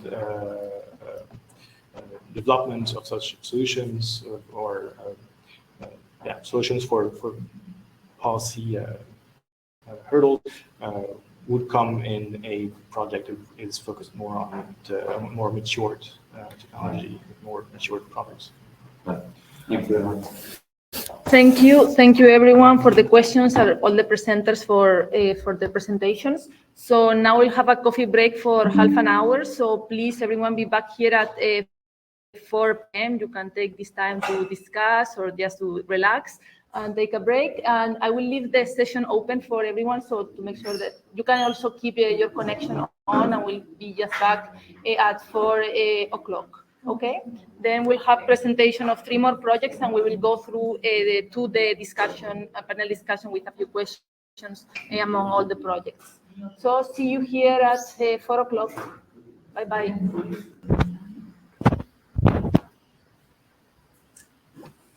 Okay, Philip, I think you can start, and then during the discussion, maybe we can catch up if someone did not, someone arrived late and did not know the first part of your presentation, but you can go ahead. All right, okay, then I will start. Thank you very much for announcing me. So I will talk today about the Persistent project that I represent as a PI and work package leader. Coordinator is Bart Vermank from IMEC. The project is about the development of all thin film perovskite on chalcogenide tandem PV, wherein PV here, of course, stands for photovoltaics. So before I go into the details of the project, I actually want to address the underlying idea that led to the conception of the project, and that is, how do we actually power an electrified planet? So this is, of course, not only us that ask these questions, but it's for the photovoltaic community at large. And PV, so the direct conversion of of sunlight into electricity, of course, can play a major role. So if we look into the present capacity for electricity generation, we see, of course, to our dismay, that coal and burning fossil fuels is still the leader, but the solar photovoltaics part shows the highest growth rates. And now the question is, how can we actually increase the share of photovoltaics to this total global electricity generation? The idea behind it is, of course, to just install more solar cells, so increase the installed capacity. We do this already by reducing also the cost, but there's only so much you can do, particularly on the technological level, since the cells are not the major cost driver in the installations. It's rather the soft cost and the installment cost, for instance. Nonetheless, we as a community, actually as the global energy economy, reached a global milestone of 1 terawatt in 2022. So, but what is the efficiency limit of a solar cell? In conventional silicon technology, it's 30% power conversion efficiency. And if we now, however, manage to amp this up to increase the efficiency, we can, at the same or marginally more expensive costs, install more capacity at the same time.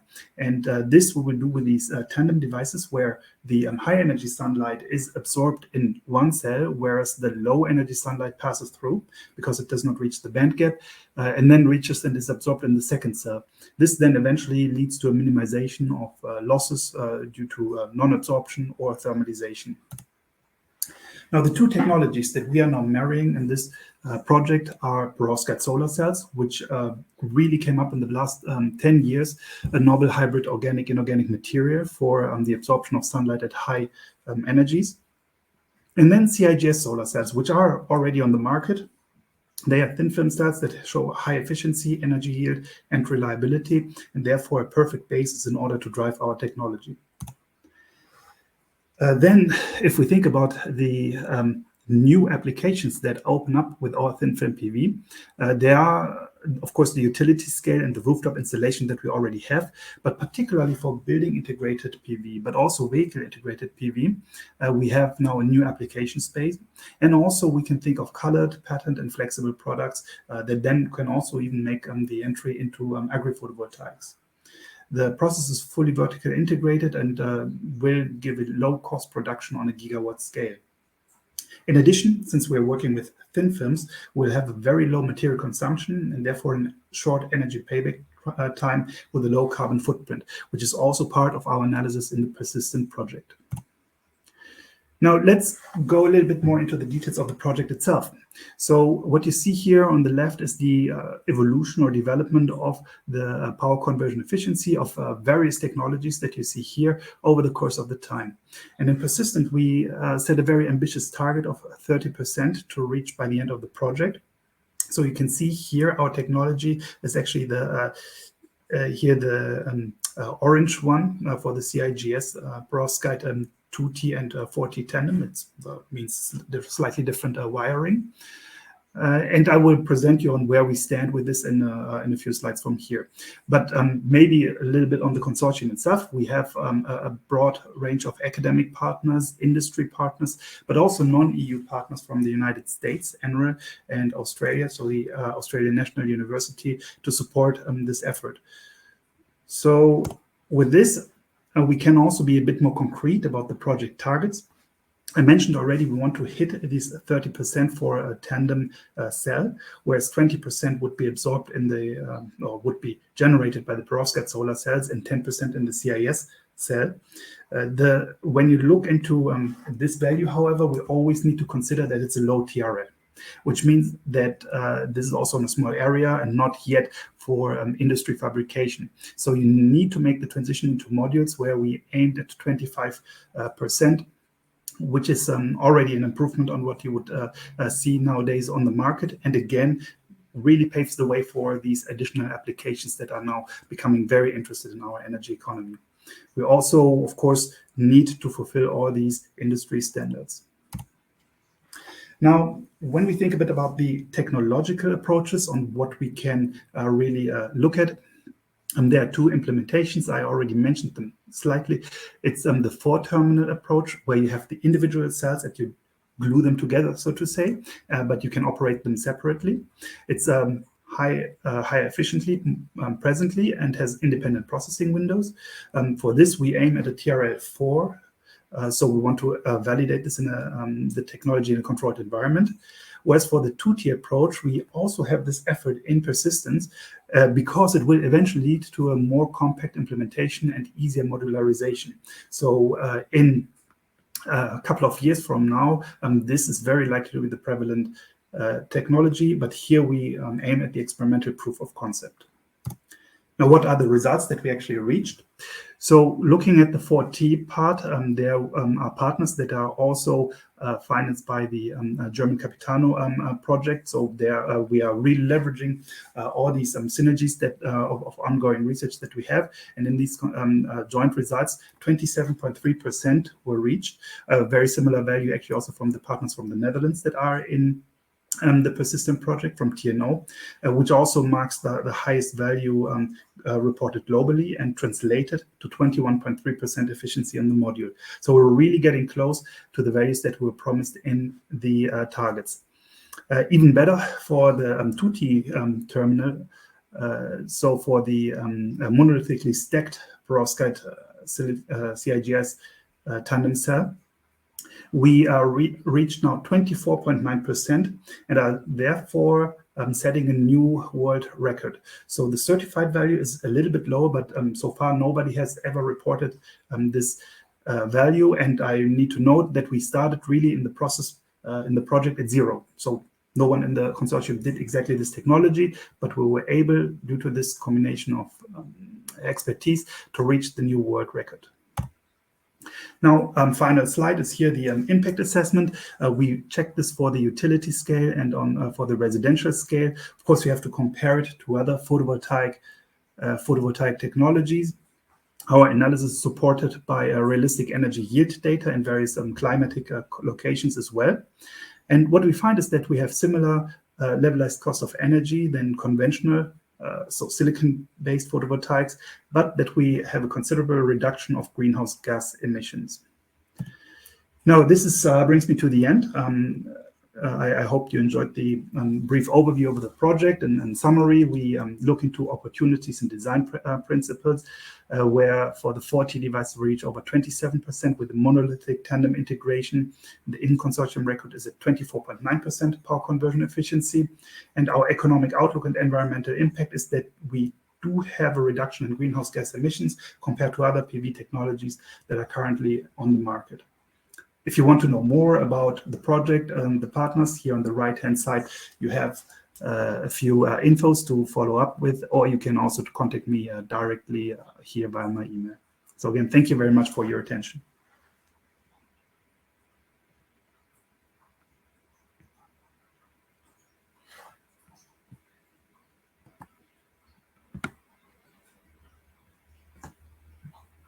Okay, I don't hear you.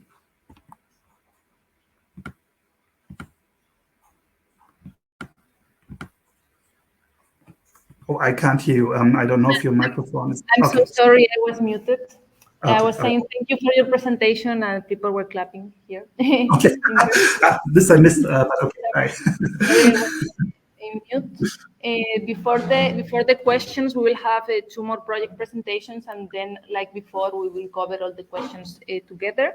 So now we'll have the presentation of the Green Energy Project by Davide Mencarelli from the Università Politecnica delle Marche. Yeah, thank you. Thank you for the opportunity to talk about some of the recent research on this project. Can you see my screen? Yes, but it's not in full screen. Okay, now it is. It's not? Perfect. Okay. Yep. So it's a wideband optical antennas for use in energy harvesting applications, green energy. We have 4 universities, 3 SME, and 1 research center. So what is the main point of this project is to find an alternative solution, let's say parallel solution to solar cells, because we would like to avoid expensive materials like doping materials, heavy materials, semiconductors, complex structures, let's say, expensive processes. So basically also the most important, toxic materials, because we know that toxic material could be involved in standard solar panels. So to do this, we try to investigate. This is a very low TRL project, because we try to investigate a new concept, a different concept for solar light harvesting, which is based on optical antennas. So these optical nano antennas should be able, after rectification, to receive and to store the sun energy, the sunlight. And in this way, we plan to use a different concept, different than solar cell, because in this case, the solar panel is made by antennas. Okay, so when antennas are involved, we need to take into account typical antennas properties, like maybe some of you is familiar with the bandwidth, polarization, sensitivity of the antenna. The antenna should be like not sensitive to the angle of arrival of the radiation. It should have a planar profile to reduce size, weight, and cost. And so it's basically a typical configuration of planar reflector array antennas that we find in some, let's say, radar systems. The difference is that here we want to work at very, very high frequency, which is the optical frequency. And so what we propose, our architecture is the one that I try to summarize here, is an array where half of the patches of this array act as a positive electrode. The other half, you can see maybe in this picture on the right at the bottom, the other half of the patches act as a negative pole, and connecting the positive and negative, we have these diodes, these red elements here, which are made of graphene-based geometric rectifiers. And in this way, we plan to rectify and store the solar, the sunlight, after, of course, proper design of the array and of the matching and all what is needed in terms of matching between the antennas and the final elements that will store the power, which is the energy, the solar energy, which is given by supercapacitor. So there is a full chain between the front end, this antenna array, and supercapacitors, which should store the energy. One of the, I would say, very interesting, so far very remarkable results that we obtain is given by this efficiency of the array that we design. The efficiency is more than 70%. This is not the efficiency of the harvester, of course. It's not, we are not so advanced at the moment. This is the efficiency of the antenna array with respect to the incoming light. But then, of course, after after receiving light, we need to store and to rectify, which is another story, and which is done by these geometric diodes.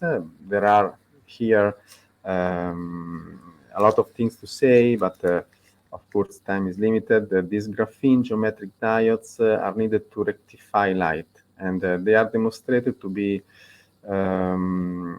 good rectifiers until terahertz. In the literature, we can find terahertz rectifiers based on this concept. Of course, we need to go up in frequency, and this is very challenging. At the moment, it's not yet achieved the goal of having or demonstrating rectification at so high frequency, but we are working on this.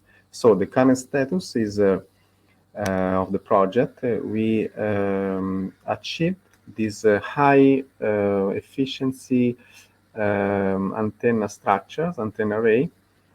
We are also, as I just reported, we are thinking about geometric diode solutions to rectify and to store the received light.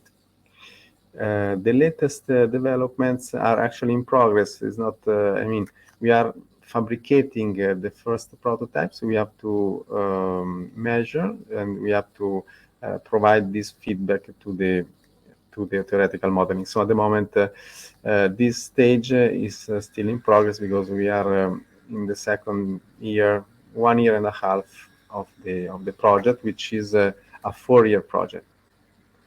And then challenges. Challenges are very big ones, I would say, because I don't want to enter in detail, but there are a lot of technical issues when we try to rectify solar light in terms of impedances, high impedance, high contact resistance between metal and graphene, limitation due to solar spatial coherence, which is limited. Of course, fabrication issues, because we need to vary nanometric pattern of metal and graphene. There are a lot of challenges, I would say.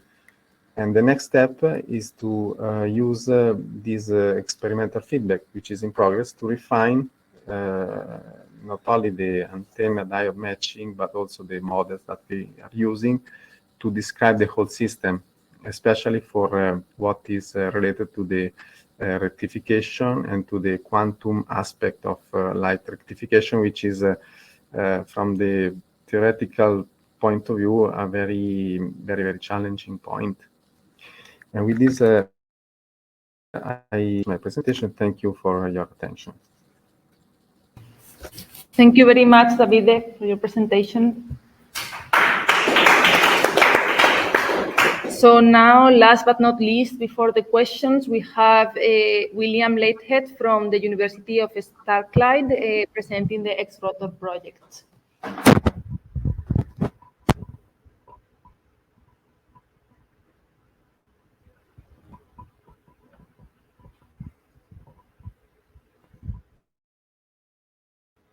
Bill, you can go ahead and share your screen. And you are muted, we cannot hear you. Sorry, Laura, I'm having difficulty here sharing my screen for, not quite sure why.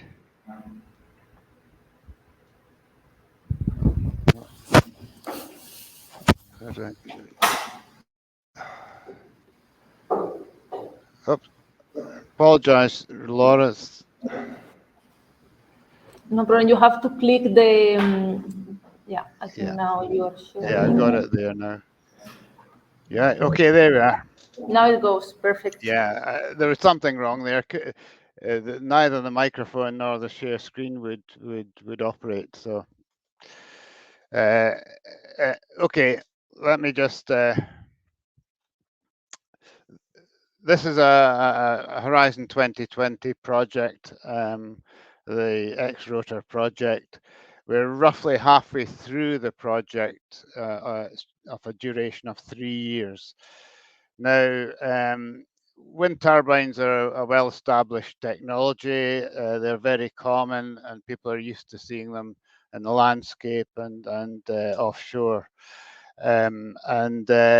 Obviously, the objective of this project to develop a radical, a new offshore type of turbine. It has to be radical because to make any impact or to show any promise to replace current approaches.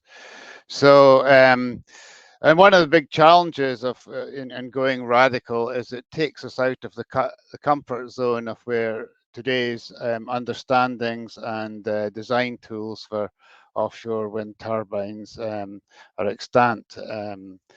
So let me just briefly go through the objectives for this project. First of all, we need to progress the concept. The concept existed before the application went in, obviously, for funding. We need to progress that concept from very early stages, around TRL 1 up to TRL 3 or 4.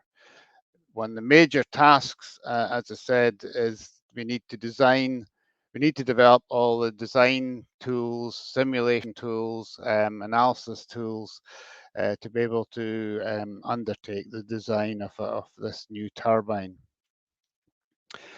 The second objective is, once we've developed all those tools, is to design an exemplar turbine and then to determine the cost of energy reduction that is achieved by that new design compared to conventional turbines.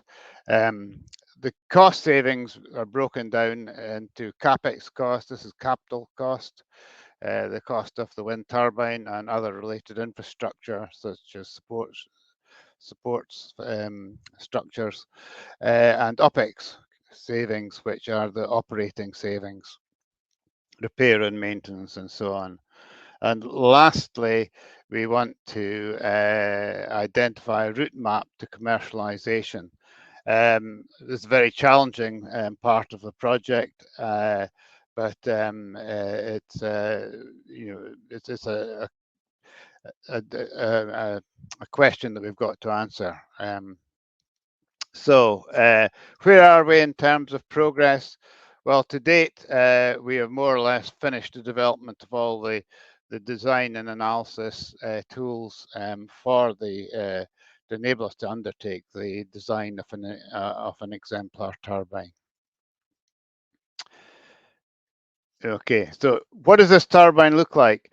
I hope that you can see that the left-hand picture is animated, and it shows a vertical axis rotor rotating about a vertical axis. So, and it's a very unusual shape from conventional turbines. This makes the aerodynamics very unusual and much more complex. And this is one of the reasons that we have to develop all the new engineering science to allow us to design such a turbine. If you look at the right-hand picture, you'll see very close, at the very end of the lower blades coming out, just above the little representation of a ship, you'll see there is a small propeller-like object, a small horizontal axis wind turbine, and there's one on each of the two lower blades. So just to clarify what is going on here. So this graphic representation of the concept, you've got the vertical axis, a rather X-shaped object, which is hence why it's called an X-rotor, and the purple arrow is intended to indicate that it rotates around that vertical axis. There is no, what is really unusual about this is there is no generator or gearbox being driven by this vertical axis. It is there is only a main bearing. That is it. There are the two little horizontal axis wind turbines. They directly drive generators. So to enable these small rotors to produce a large amount of power, these rotors see a very high wind speed. It's the wind speed induced by the rotation of the vertical axis wind turbine. So say in 12 meters per second wind speed, these little rotors would be seeing something like 60 meters per second of wind speed. So this is this structure is a very unusual structure. As I said before, their dynamics are very unusual. The mechanical structural elements are very unusual, and the power system aspects are very unusual. So there's a lot of challenges here. Okay, so in terms of the capital costs, where do the capital cost savings come from? Well, as I said, that one of the main elements in the cost of a wind turbine is the power takeoff aspects. In a conventional wind turbine, you have a generator and a gearbox. Now, there's various combinations here, but these are significantly expensive elements, and they're also very heavy and large. But for this new turbine, you're using normal conventional generators. There's no gearbox. It's what's called direct drive, so that you have a very large saving in capital cost in terms of those aspects. There are other simplifying aspects of this turbine. It's a very simple turbine, so there are additional savings there. There's an estimate here that we've done of the cost savings compared to conventional turbine.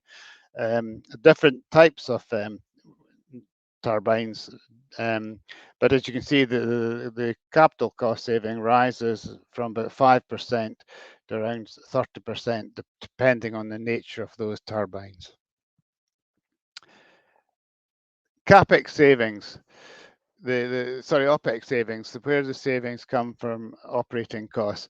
Well, the operation and maintenance costs are reduced because several of the main operating costs and maintenance costs have been removed from this turbine.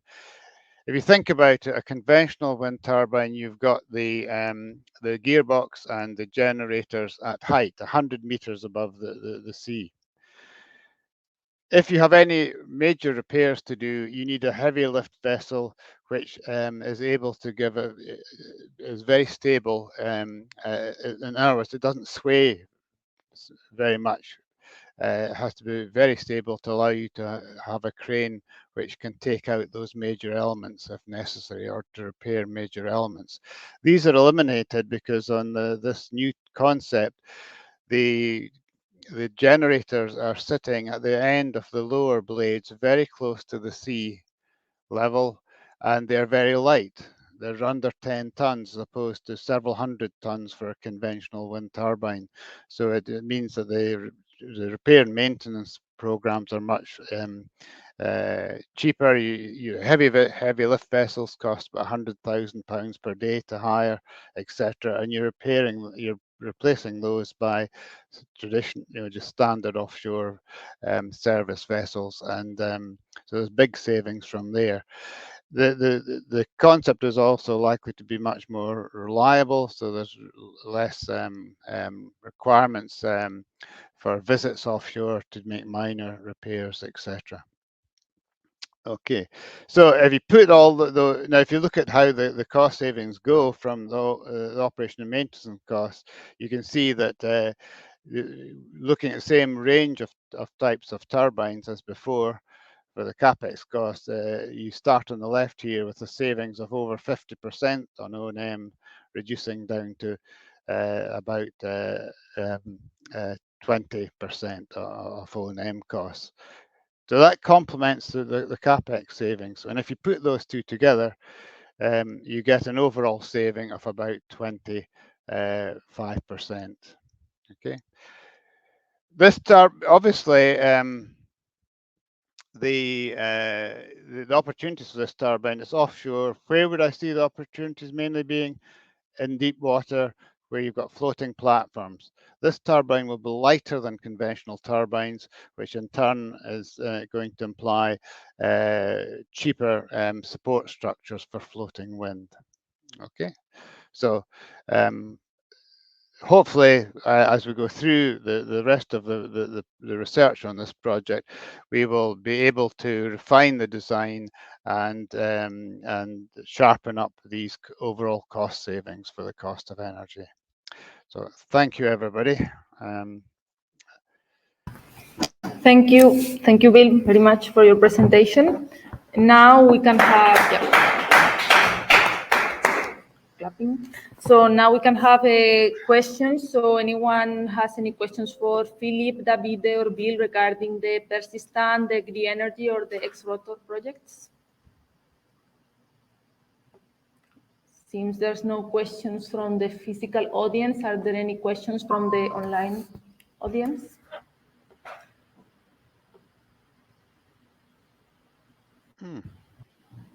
No questions?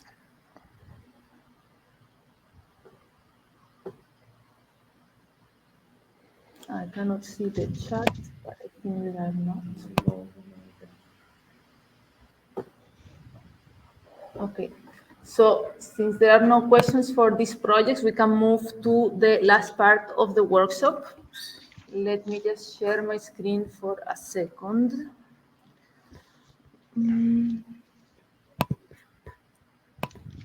Let's see how I do this.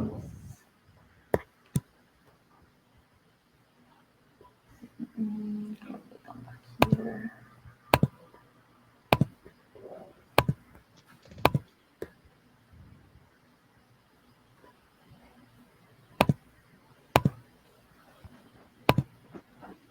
Okay, so thank you all the speakers, both in person and online, for all your presentations. I think we have a good wrap up, and there were too many projects as well.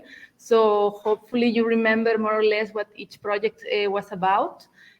Also, you could see that projects were all between TRLs of 3, 4, or reaching by the end of the project a TRL between 3 or 4, and some of them reaching up to TRL 5.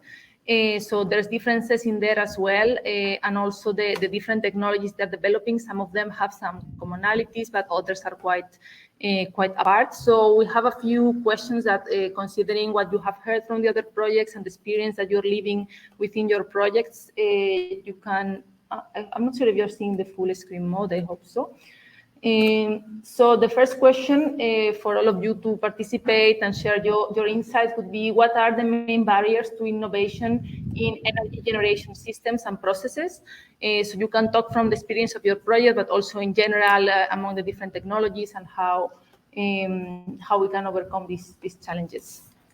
Anyone who wants to go first? Yeah, yeah, come here so also people online can listen to you. Okay. And what I will do is, actually I'm going to, what did I do?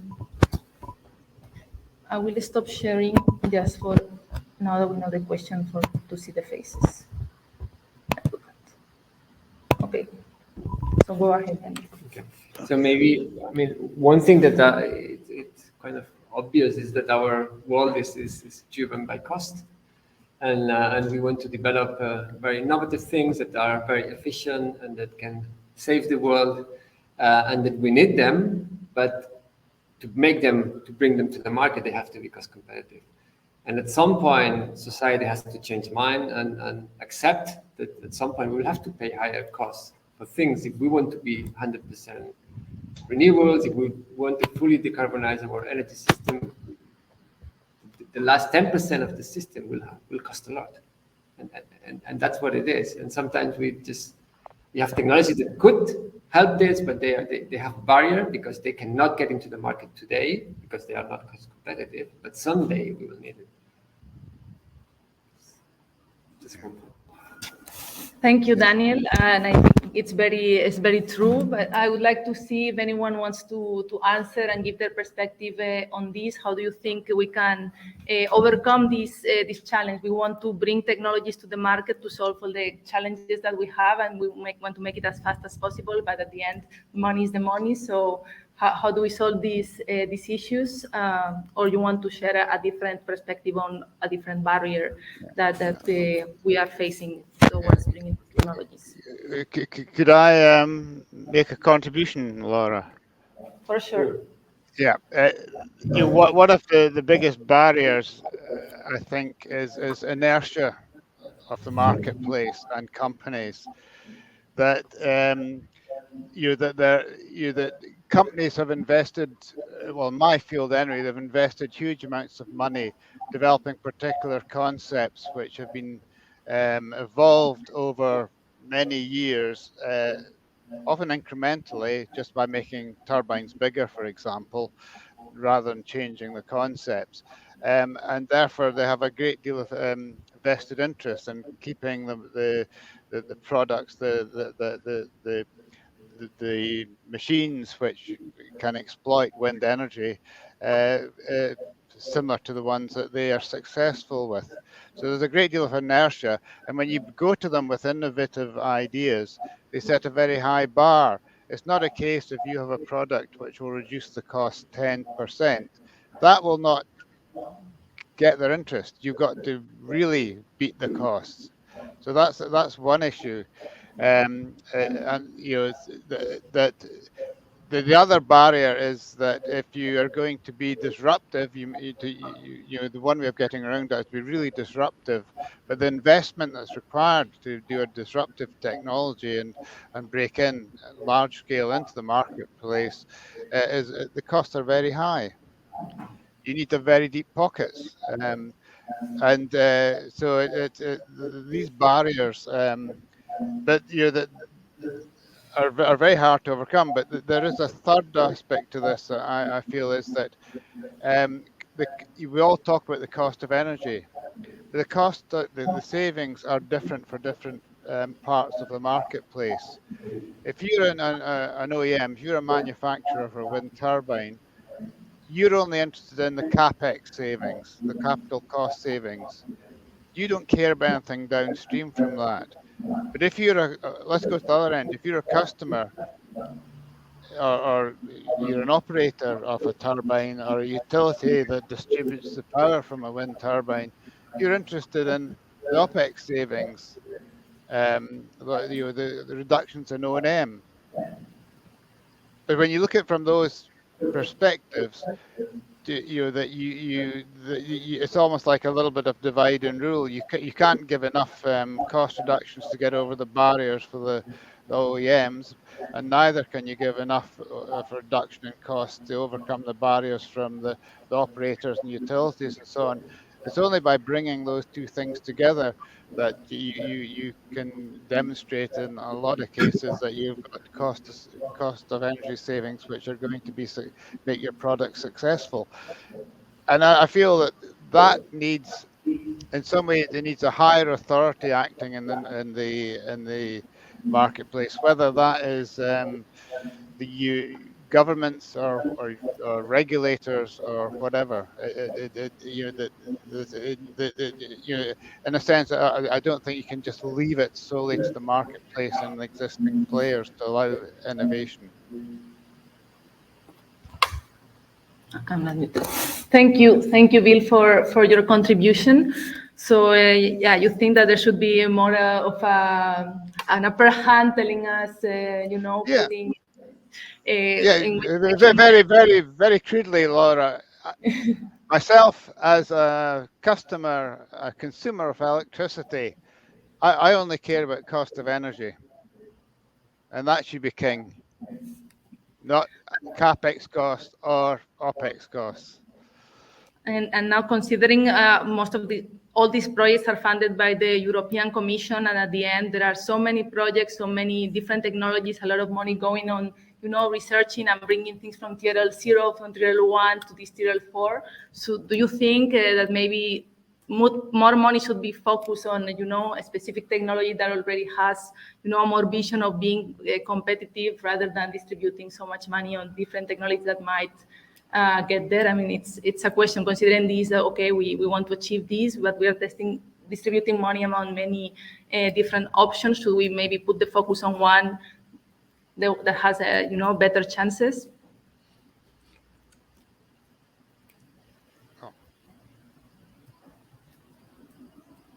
No, you want me to contribute to that as well, do you? I think you'd have to take a broad approach, but I think obviously everybody here on the panel, we're all working at the Low-TRL and we're primarily driven by the inherent interest we have in the different technologies, etc., and that's what primarily drives us. But it's the next stage up. It's from once you start developing novel technologies, novel approaches to different aspects, how you carry that, I think that's going to be done as widely as possible.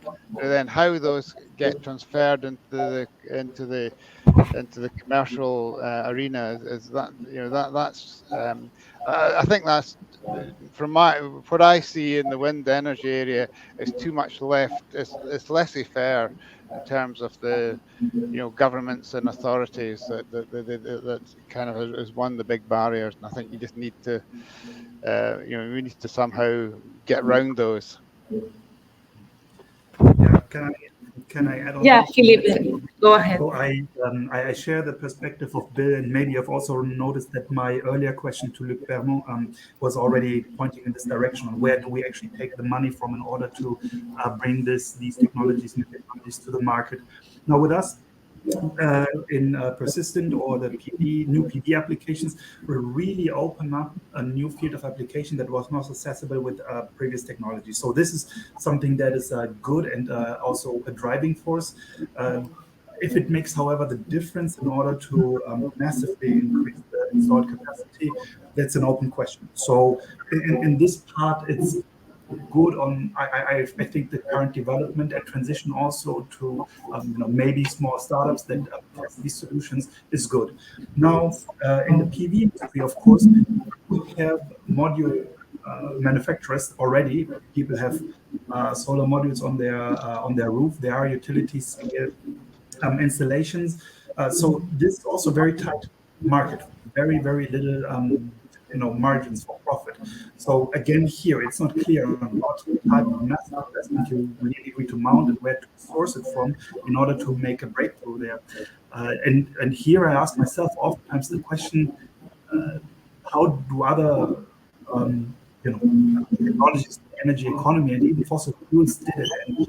And of course, there was, over the past decades, really century, very strategic decisions to massively fund these endeavors, directly and indirectly. That is something, a benefit that we don't have, right? So we don't have these massive strategic investments that would be somehow concerted by a bigger authority. But who this authority should be, the European Union, a big conglomerate of companies, I don't have a good answer there for you. No, I think that's a very good suggestion, Philip. But I agree with you. I don't know who that should be there.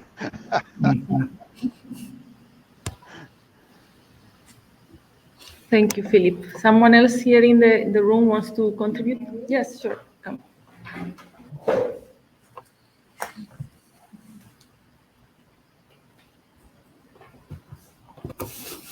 Okay. I represent Combutest together with Arnaud, and from our experience, one of the biggest barriers is the fragmented regulations we have in Europe, like changing topic completely. Like different regulation we have, like for example, on the maximum and minimum temperature of water that has when it's stored in the tank. And so this is like, I would say it's a big barrier, especially like in European project that like they try to find a solution that be applicable all over Europe. And in our case, we also have a partner from China, so we have to take into consideration also the Chinese legislation. And I think that the European Commission should work to harmonize at least the regulations all over Europe, because it's kind of on this different direction than the European project. Like it's different philosophy. Yeah, that's what I wanted to say. Thank you, Eleonora. Do you have in your project some work package focusing on standardization and bringing suggestions in this sense to the European Commission? Not really. But we have a work package about exploitation and marketability, and so we will make some suggestions, but not really. Thank you. Is any other project also facing issues in terms of the regulation, standardization? For example, in Region by 2 project, Hamed is not here anymore, but I'm working on that project as well. We do have a specific task focusing on this, and according to developments of the project, make suggestions on how to adapt the standardization. And actually, we have UNE, which is the standardization agency in Spain. So we have a partner directly involved on this in the project, which would help at least not solving the issue, but making recommendations so the European Commission knows, okay, what's needed for this technology to go ahead and be feasible in the market. Any other comments about the regulations or change of topic regarding other barriers that you're facing in your projects regarding bringing this innovation forward? Well, actually, may I touch upon what you just said, Laura, and that is So in your experience, what was the feedback from the European Union or Research Council, for that matter, for these suggestions? Because quite frankly, so again, with the PV sector, we do have regulations, we do have industry standards, but some new materials that we use there, it's not on the pathway in order to get them certified and so on is not hyper evident. So it's likely not critical, but it's still a risk attached to it. So what is your experience with the feedback that you get from the EU? Do they say, okay, well, we take this into account and we also forward this to legislators in order to have an informed also political discussion about it? How does this work for you? I don't have personal experience on this, and the project, as all the others, is ongoing, so we did not deliver these recommendations yet. We're working on it, on defining exactly what we want to recommend. And hopefully we would like to have a discussion with the Commission, the project officer, and for him to get involved, the relevant people to, officials within the Commission to take this into account. But we can let you know in 1 year and a half how this goes and if it goes somewhere or not. Okay. Any other suggestions or comments? Yeah, you can all bring here, of course. Yeah, it's easier. Yes. Anyone connected online wants to bring another idea? Otherwise, we can move on to the next question. Yeah. Okay. You want to? So I crowdsourced my answers for this panel among the consortium, so that I can be their spokesperson for them. And one of the answers that came up, which I found interesting, was the complexity of working in different scientific expertise among partners, where the concept, in the case of some 2X, concerns a lot of different bricks of expertise, and everything needs to be intertwined in a way that works. And so that was an interesting comment that was made. Another comment was, and sort of related, it's one of the barriers is finding the right talent or the right researcher to work on these low-TRL technologies. So it's about education, resource management, and yeah, finding the right person. Thank you, Luke. Any answers? No. Don't know who was talking. Did someone online say? I think Bill was saying something. No. Okay. Then we can move to the next question. I don't think I need to share my slide. I will just. I don't know what's going on here. Why is this? I'm not sure what am I doing. Okay. So the next question is what? Okay, it's what challenges do you foresee in bringing these technologies to the market? So it's similar to the previous question relating innovation, but more towards the next step. Okay, we are in these projects reaching TRL 4. Are you considering your project not only that the technology works, but that it fits in the market? Does it have its place there? Do you have to create a new space? Are you having big competitors, or you're bringing something completely new? So what is your experience in your project, or what are the considerations you are having in this sense towards bringing the next step for your technologies after the project ends?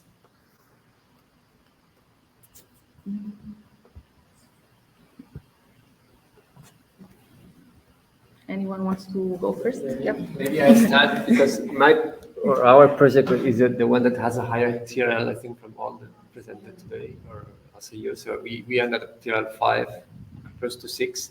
So for us, our natural next step is to do an innovation action or to do a demonstration, which ends into a decision of what to do with the technology we have developed. Now, we can either transfer the know-how to a company, But if we want to keep it, we could still do it on a P&D, pilot and demonstration project, but it has to be a very special case where maybe it has to be a building from a university that we can mount and dismantle, or because we cannot have it in a real building and then maintain it. And now we are in this phase where we see this is getting there, and when we need to demonstrate it, we will need to take a decision whether we do spin-off or whether we do a pilot and then just remove it, or that's our kind of thinking on this step. Thank you. Yeah. Kind of related. Also, like we think that also my project is pretty high TRL, like we will end in TRL 6, so like it's a technology that's it's partially already existing and it's already on the market. Actually, I think it was your project that you have inside like thermal energy storage that use water for heating, like for heat storage. Yeah, I think. Yes. Yes, and actually that's our bigger competitor, because we are proposing like a storage that is inside PCM. But this is kind of harder to understand, a bit harder to handle, it's a bit more expensive. So like actually we have to find the right market to commercialize this kind of solution we are creating. And so I think that in our project it's very important to invest in market analysis to understand what niche market or little market we can get. So we kind of have to create the market, I would say. And yeah.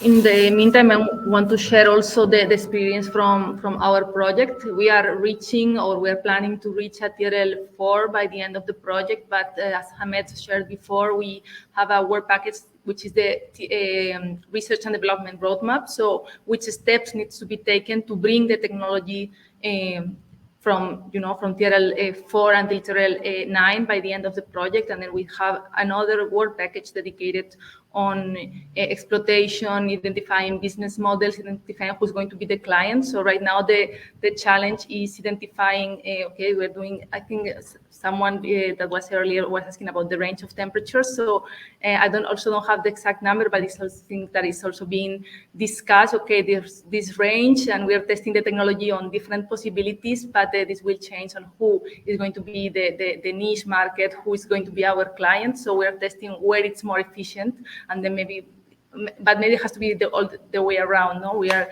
discussing with building owners, but also with industries. So should the heat that we need come from, let's see, recycle, not take the waste heat in this sense. So sometimes it has to go all the way around, identify where you want to go, and then develop the technology in that sense. So, but yeah, somehow you're creating the market. Well, like the market is not there. Like they have the need, but they don't know that solution can be good. Yeah, so our challenge is identifying the client and convince them that, okay, this is what you want, and then we will adapt the technology accordingly, and we're trying to leave it as flexible as possible. But at the same time, it's a challenge for the developers, because if you want to test something, you need to know some conditions, technical requirements and specifications. So that's the experience we're having right now, and it's on progress.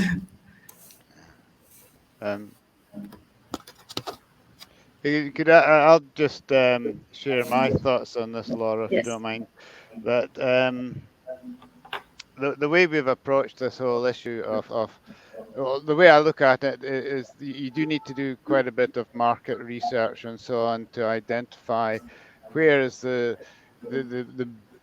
biggest opportunity for your technology to make an impact. And what we have done is we've set up an independent advisory board, and we've got financial people as members of that, as well as representatives of the manufacturing side and the operators and so on. So we've got people from each aspect that impinges on whether a project would be commercially successful, and we're using them as a sounding board to be able to help identify where is the greatest market opportunity for the particular turbine that we are creating. And what has been really quite interesting about that is that the members of this board really do engage with us, and they really are interested, and they are willing to put time and effort in. Now, these are very senior people. Most of them are like directors of organizations and so on, and and what has really been surprising to me is just the amount of input they're giving us to identify this. But so we're using that, but we're also using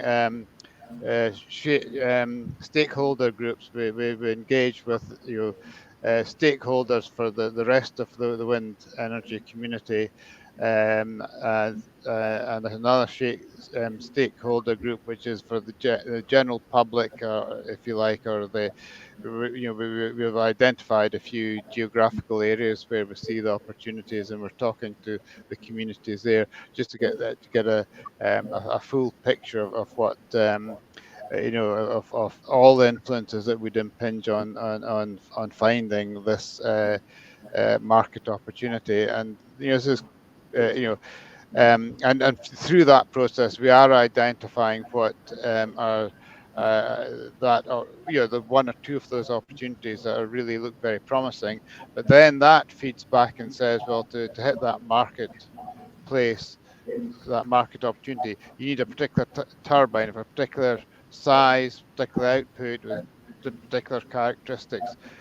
So what we're learning from that is that once you've identified that marketplace, you then have to develop the product particularly for those niche markets, and that is perhaps the best way into the general marketplace. Thank you, Bill. So there's some projects we have not had the chance to share their perspectives on this now yet. So maybe Stefania, Axel, and like David, they are not. You have on Fernanda as well. You want to share anything with us regarding your experience on your projects on these aspects? If I may add just a few words about my personal experience in green energy. We are facing this a little bit different point related to the previous, actually, to the barrier, because when we proposed our project 4 years ago, we write that our product, solar cell, actually solar panel, not based on solar cell, but these new antennas, could reduce and lower the cost. But then now we are facing on a very fast evolution of the market. So the number that we consider 4 years ago, like 300-400, if I well remember, euro per meter square, now are very, very much lower. I think we can find now less than 100 euro per meter square in commercial available solar panel. Maybe some of the other present people can confirm this or not, but I think that we are facing a very rapid evolution, and what we wrote 3 years ago now is no more valid. So a very important point is that we have to, when you propose a new, or we try to propose a new technology, we have to try to consider also the derivative, let me say like this, of the market. So we have to consider in perspective what could be in few years from now, because in our case we are facing this very, very rapidly market changing for this kind of products because of the high interest, of course, related to the solar light harvesting. With all the possible alternatives, like the one that also Philip showed in his presentation. And so we have to consider, we have to be very careful when we consider the cost as a main parameter from bringing the technology to the market. We have to consider the very rapid evolution of the market.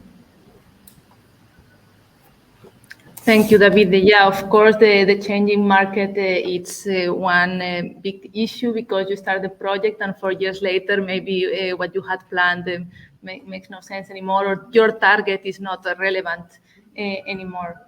Any other projects want to share their experience on how the change in the market, maybe depending on your project, is something that it has a faster growth, the change or not, or is a big issue in your projects? No? Well, so if I may, so in my opinion, we need to look a little bit beyond the projects there. And I mean, this is also what we do constantly.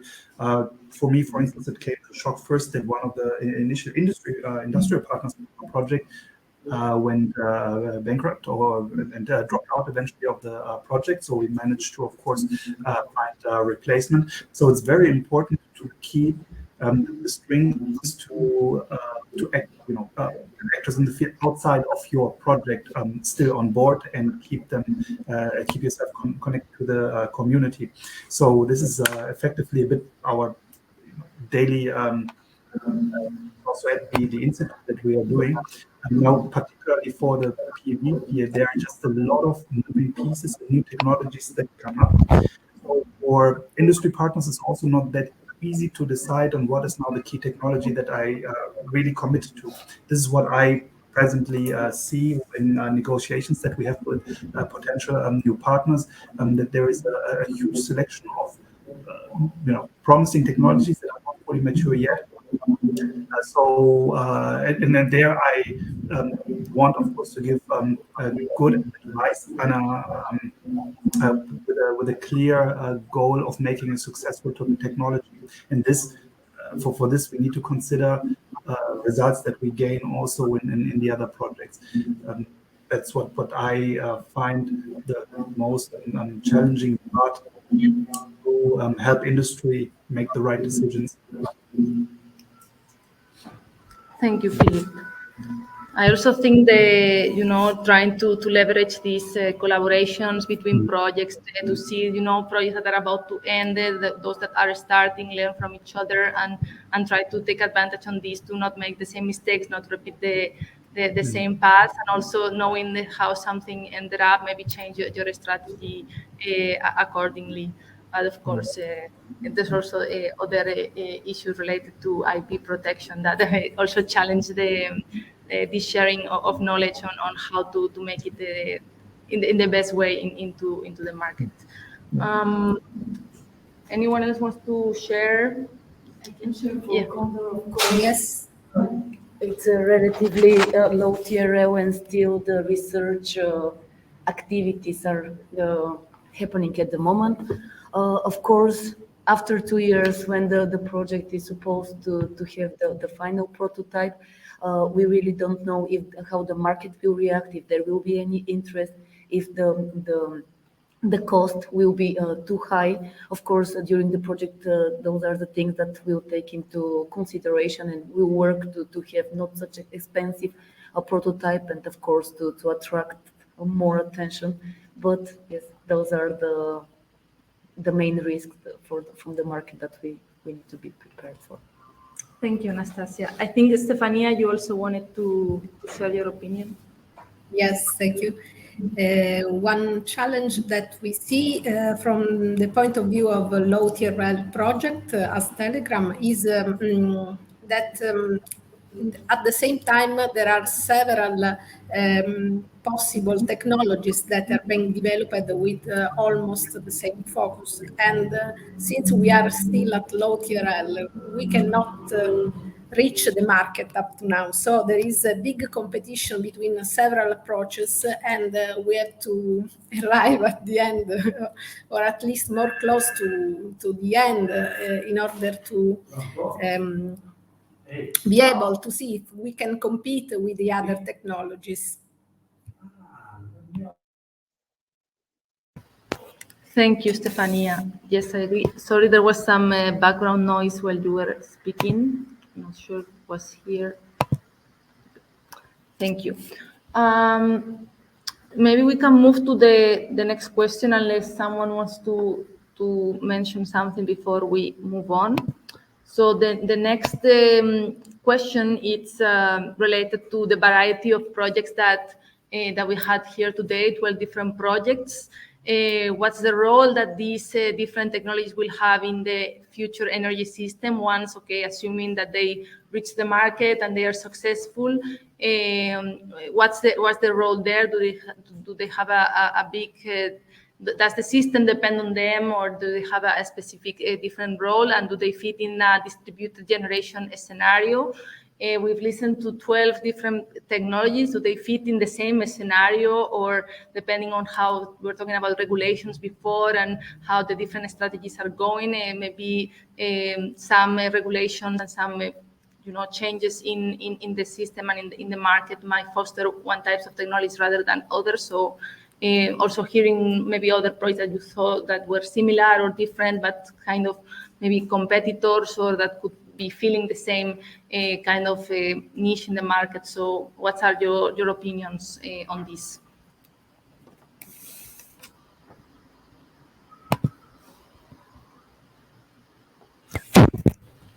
Daniel is always the first one. No one wants to break the ice. That's fine. So in our case, so we are mainly developing heat pumps, and I think it's quite clear that heat pumps will have a very large deployment. For me, the question is always, what will be the heat source for the heat pump? Because it cannot be everything air source, because many different things, they are not efficient, statics, noise regulations. So we need different heat sources, and some of them, I mean, if you think about ground source, it's more efficient, but of course it's more expensive. But still, we need them, and we need all the heat sources. So for me, bringing a project like that we bought, we have different alternatives for heat sources that they will be necessary. How much the market will be, I'm not sure, but at least they will have a share. And the other point is the natural refrigerants, because I mean, F-gas regulations are continuously regulating synthetic refrigerants, and if we want to get the full deployment of heat pumps, and there is no manufacturing capacity today to do this, now the question is, what will be this capacity built up on? I mean, will it be based on synthetic refrigerants, or we just can move to natural refrigerants? We know there will be no banning on them in the future, so it's a safe kind of investment that has to be done anyway. Thank you, Daniel, for sharing the perspective on your project. Someone else wants to share how this will roll up in their project, depending on the future and the regulations that you should. Are you making any decisions now, or thinking of making any decisions based on what is expected in the next decade and 2 decades? Yeah. Axel, I think you're having some sound trouble.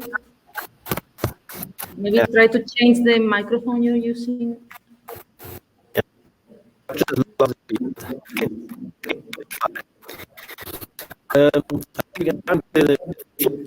Sorry, Axel, we still do not hear you properly. I think it was the same problem as before.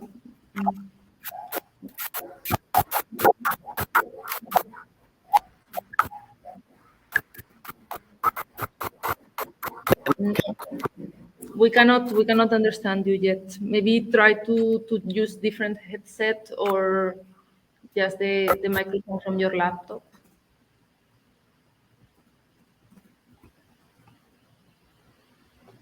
Okay. While Axel solves his technical issues, someone else wants to share something.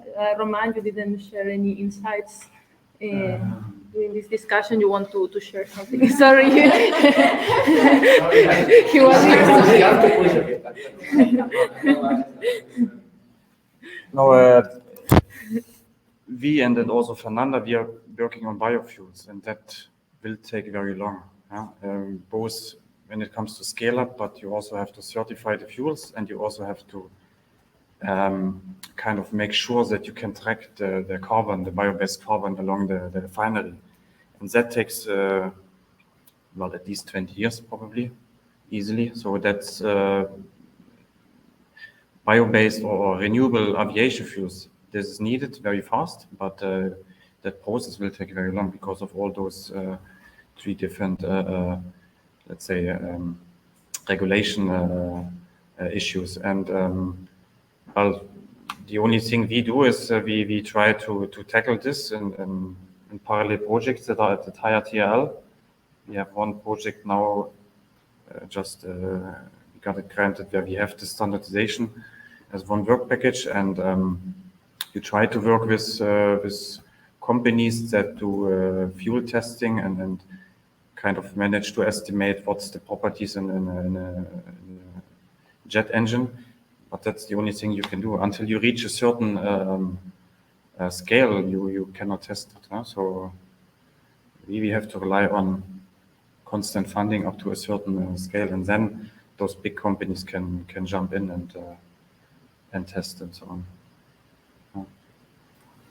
Thank you, Roman. There were a few other projects that also were working on biofuels or developing different types of fuels from renewable energy. You want to share also your perspective on this? I'm not sure who was. Yeah, sorry.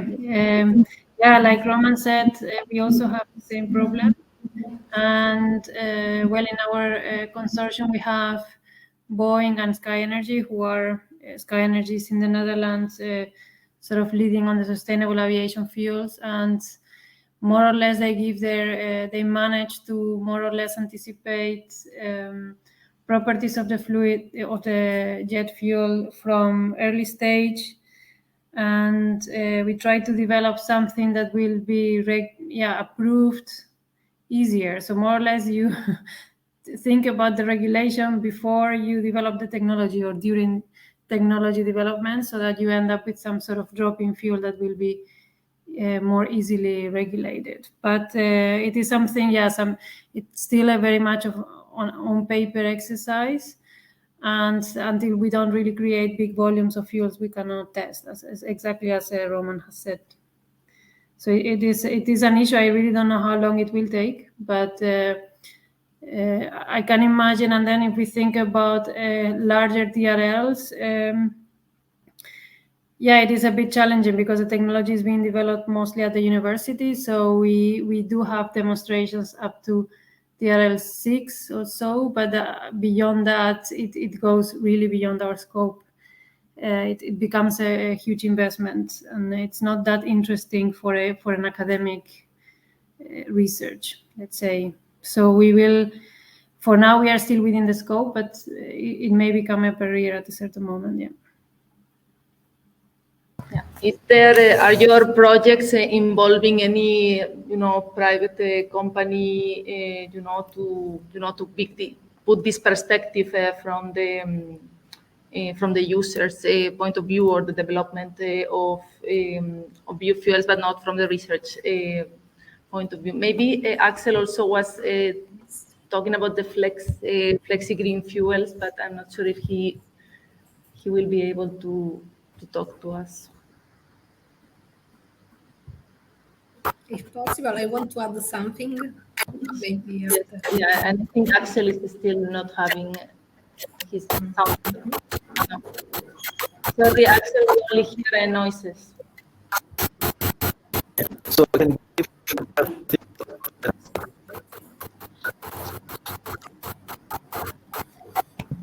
It is very noisy. Yeah, Axel, we cannot really understand anything you say. It's just a lot of noise.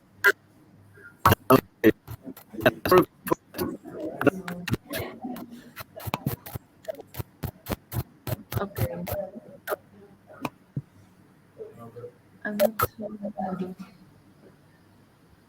Okay, sorry, Axel, for this. Maybe you can share your insights, and when we share the slides, we will also try to maybe do some wrap up on some of the discussions that we had now. Stefania, yes, you wanted to share something.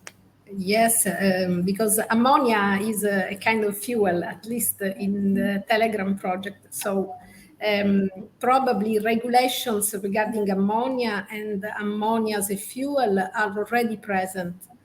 But I think that anyway, in order to solve other problems regarding, for example, standardization and so on, we have to have a reference in a big industry, since they can make much more than a research laboratory in this sense. No? So what we have to do, I think, it's to combine a company that our process is valid. And then they will go on with the necessary regulation.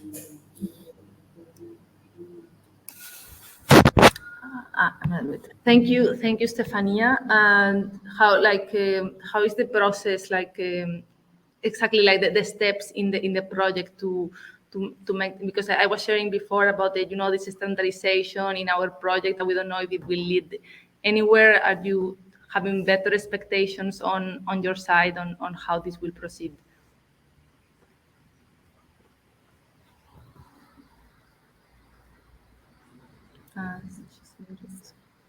Okay. So does anyone else have any? Yeah. No. Okay. Okay. So does anyone wants to share something else regarding their projects? I will share from Condor, yes, last but not least. So our industrial roadmap for the project, because in Condor we are talking about conversion of carbon dioxide into fuel. So the industrial roadmap includes in 2030 to address more the technology to industries which are producing of a highly concentrated CO2. So 2030, those will be like small industries, and 2040 and 50, the focus will be on large industries. So yeah, any feedback, most probably if we have it, it will be addressed to the Commission. For now, it's really difficult to say. Thank you.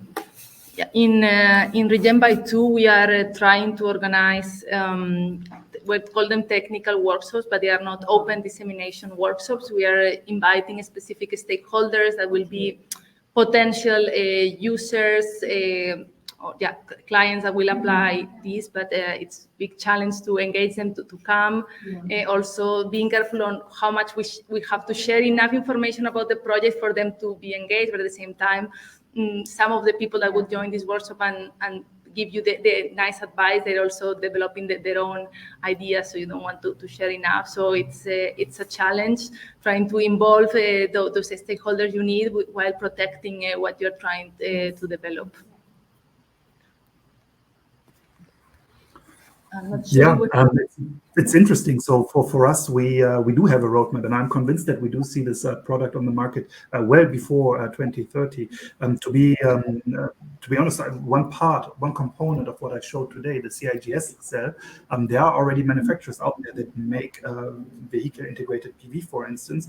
So I know we have these uplinks to this industry, and they are effectively waiting to substitute the current product with the new generation, so to say, that we're working on at Low-TRL.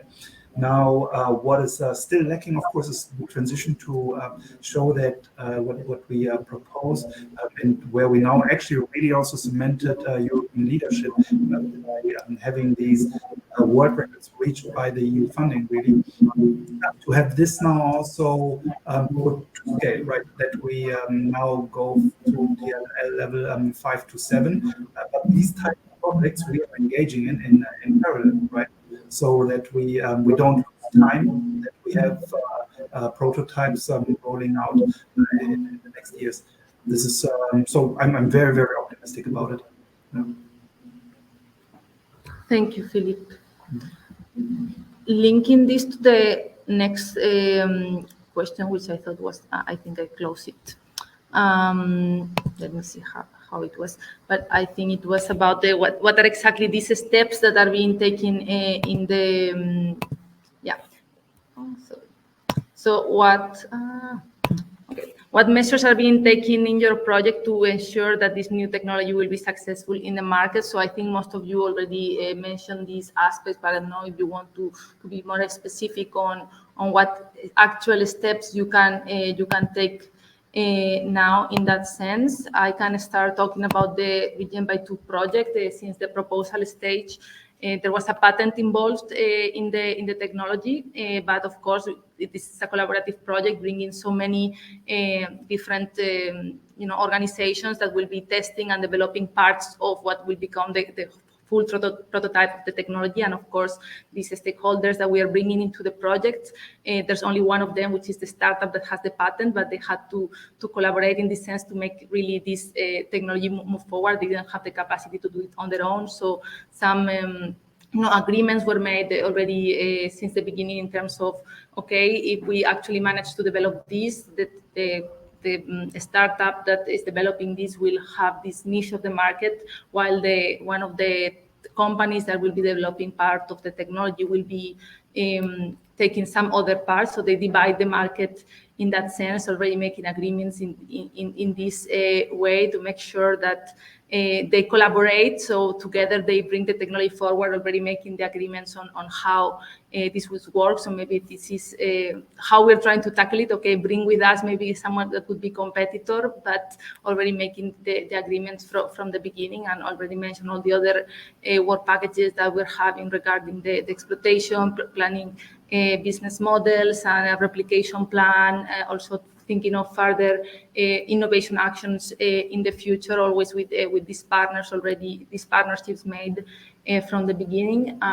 You want to share anything you're doing more specifically in your projects to, something that maybe you have not mentioned before, or you have, but you want to go more into detail about what can be done at this stage of the projects to really improve the chances of these projects going forward. We only have 5 minutes left, so even though it's to answer this question, or you want to share something else as a last insights, please do so.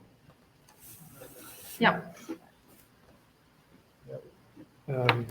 At this stage, what needs to be emphasized is the crucial role of IP protection and having a solid strategy for IP protection, so that patents are well guarded and the technology is owned. And another thing, but we talked about it for Sensorex in particular, is collaborating closely with the industry, having a 50-50 representation of researchers and industrial partners within the consortium, with the particular case of Sensorex, which is having Toyota, so one of the end users as the consortium coordinator at the head of the project. So it's a good place to be for such a project. Thank you, Luke. I will just add something that I think has not been discussed, and it is social acceptance. I mean, we can have the market, we can have the business, we can have the companies, but if it's not accepted by society, it's not there. Yeah? And it can be public or it can be stakeholders. Just imagine you develop a very nice window, but the architect said, no way, I'm not going to put it. That's it. Cannot go into the market. And we need to consider this. Very true, and I think in this early, maybe your project that is more advanced is taking this into account, but for example, this is not something that we are looking that much into detail in our project, and maybe should be thought much earlier. So anyone wants to comment? Are you considering social acceptance within your projects or not at all? Yes, we do. In Condor, we have a work package which work with this. So hopefully we will know the answer. We have analysis from the social acceptance before the prototype is ready. But yeah, how can you actually measure the social acceptance of a project? Is still maybe at the lab scale, or I don't know, like there's nothing there yet to show? Maybe ask people about it. Make a survey. Yeah. It's kind of hard to explain exactly what it is. Like if you don't say it.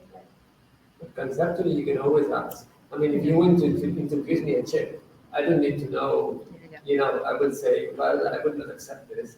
So it depends on what it is, and there are things that the social acceptance is not relevant because no one cares in the public, but there are other things that are more delicate, and I think it's up to the project to decide whether this could be delicate or not. Thank you, Daniel. Any last insights, last comments before we close? Yes. I don't know who was it. Someone was going to say something. I think. Could I just, yes, I've just got maybe a last comment on this. Is when you're talking about social acceptance and so on, you need to take a wide perspective on that, because people's perceptions depend on opportunities for a job, how much any developments will impact on them and what they see as their well-being, but also today things related to the environment, impact on in our case, bird life, sea mammals, etc. You need to take a very broad view of that, and what we've done is we've set up a stakeholder representing the community, as it were, at large, to investigate these, and we are working with the stakeholders group through initially through questionnaires, but we're having face-to-face meetings to discuss all these aspects openly, and it's really important to make sure that you bring that wider stakeholder group forward with you. I think it's a valuable thing to do to undertake those exercises, even at an early stage, because if you can recognize some of the issues that really matter to people that you can do something about, then you do it. Thank you very much. We're already at 5:30, so I will not propose anything else. But yeah, I agree on what you just mentioned, and I think that we can learn a lot from each other on which aspects needs to be taken into account, this broad perspective, and some projects are, considering something that maybe you were not, and makes you think about it. So let's try to keep collaborating in this sense, and try to also in this way enhance the chances of our projects to be successful, considering all the aspects, the technical, the environmental, the social as well, and of course the economic side, which we mentioned since the beginning. So thank you everyone for joining today, and holding through the session, which was quite long. Let's also give me feedback later on via email on how would you change maybe the structure of the workshop somehow for maybe next year, proposing something similar, maybe with less projects, maybe divided in cluster it more in the focus of the different technologies that maybe can be more helpful to go into the technicalities of some of the projects. So yeah, I'm welcoming any feedback in that sense. So thank you all for your presentations, and yeah, hopefully we keep in touch to keep working together while the projects are going on, and in future projects as well. Thank you. Thank you. Thank you. Bye-bye. Bye. Bye, everybody.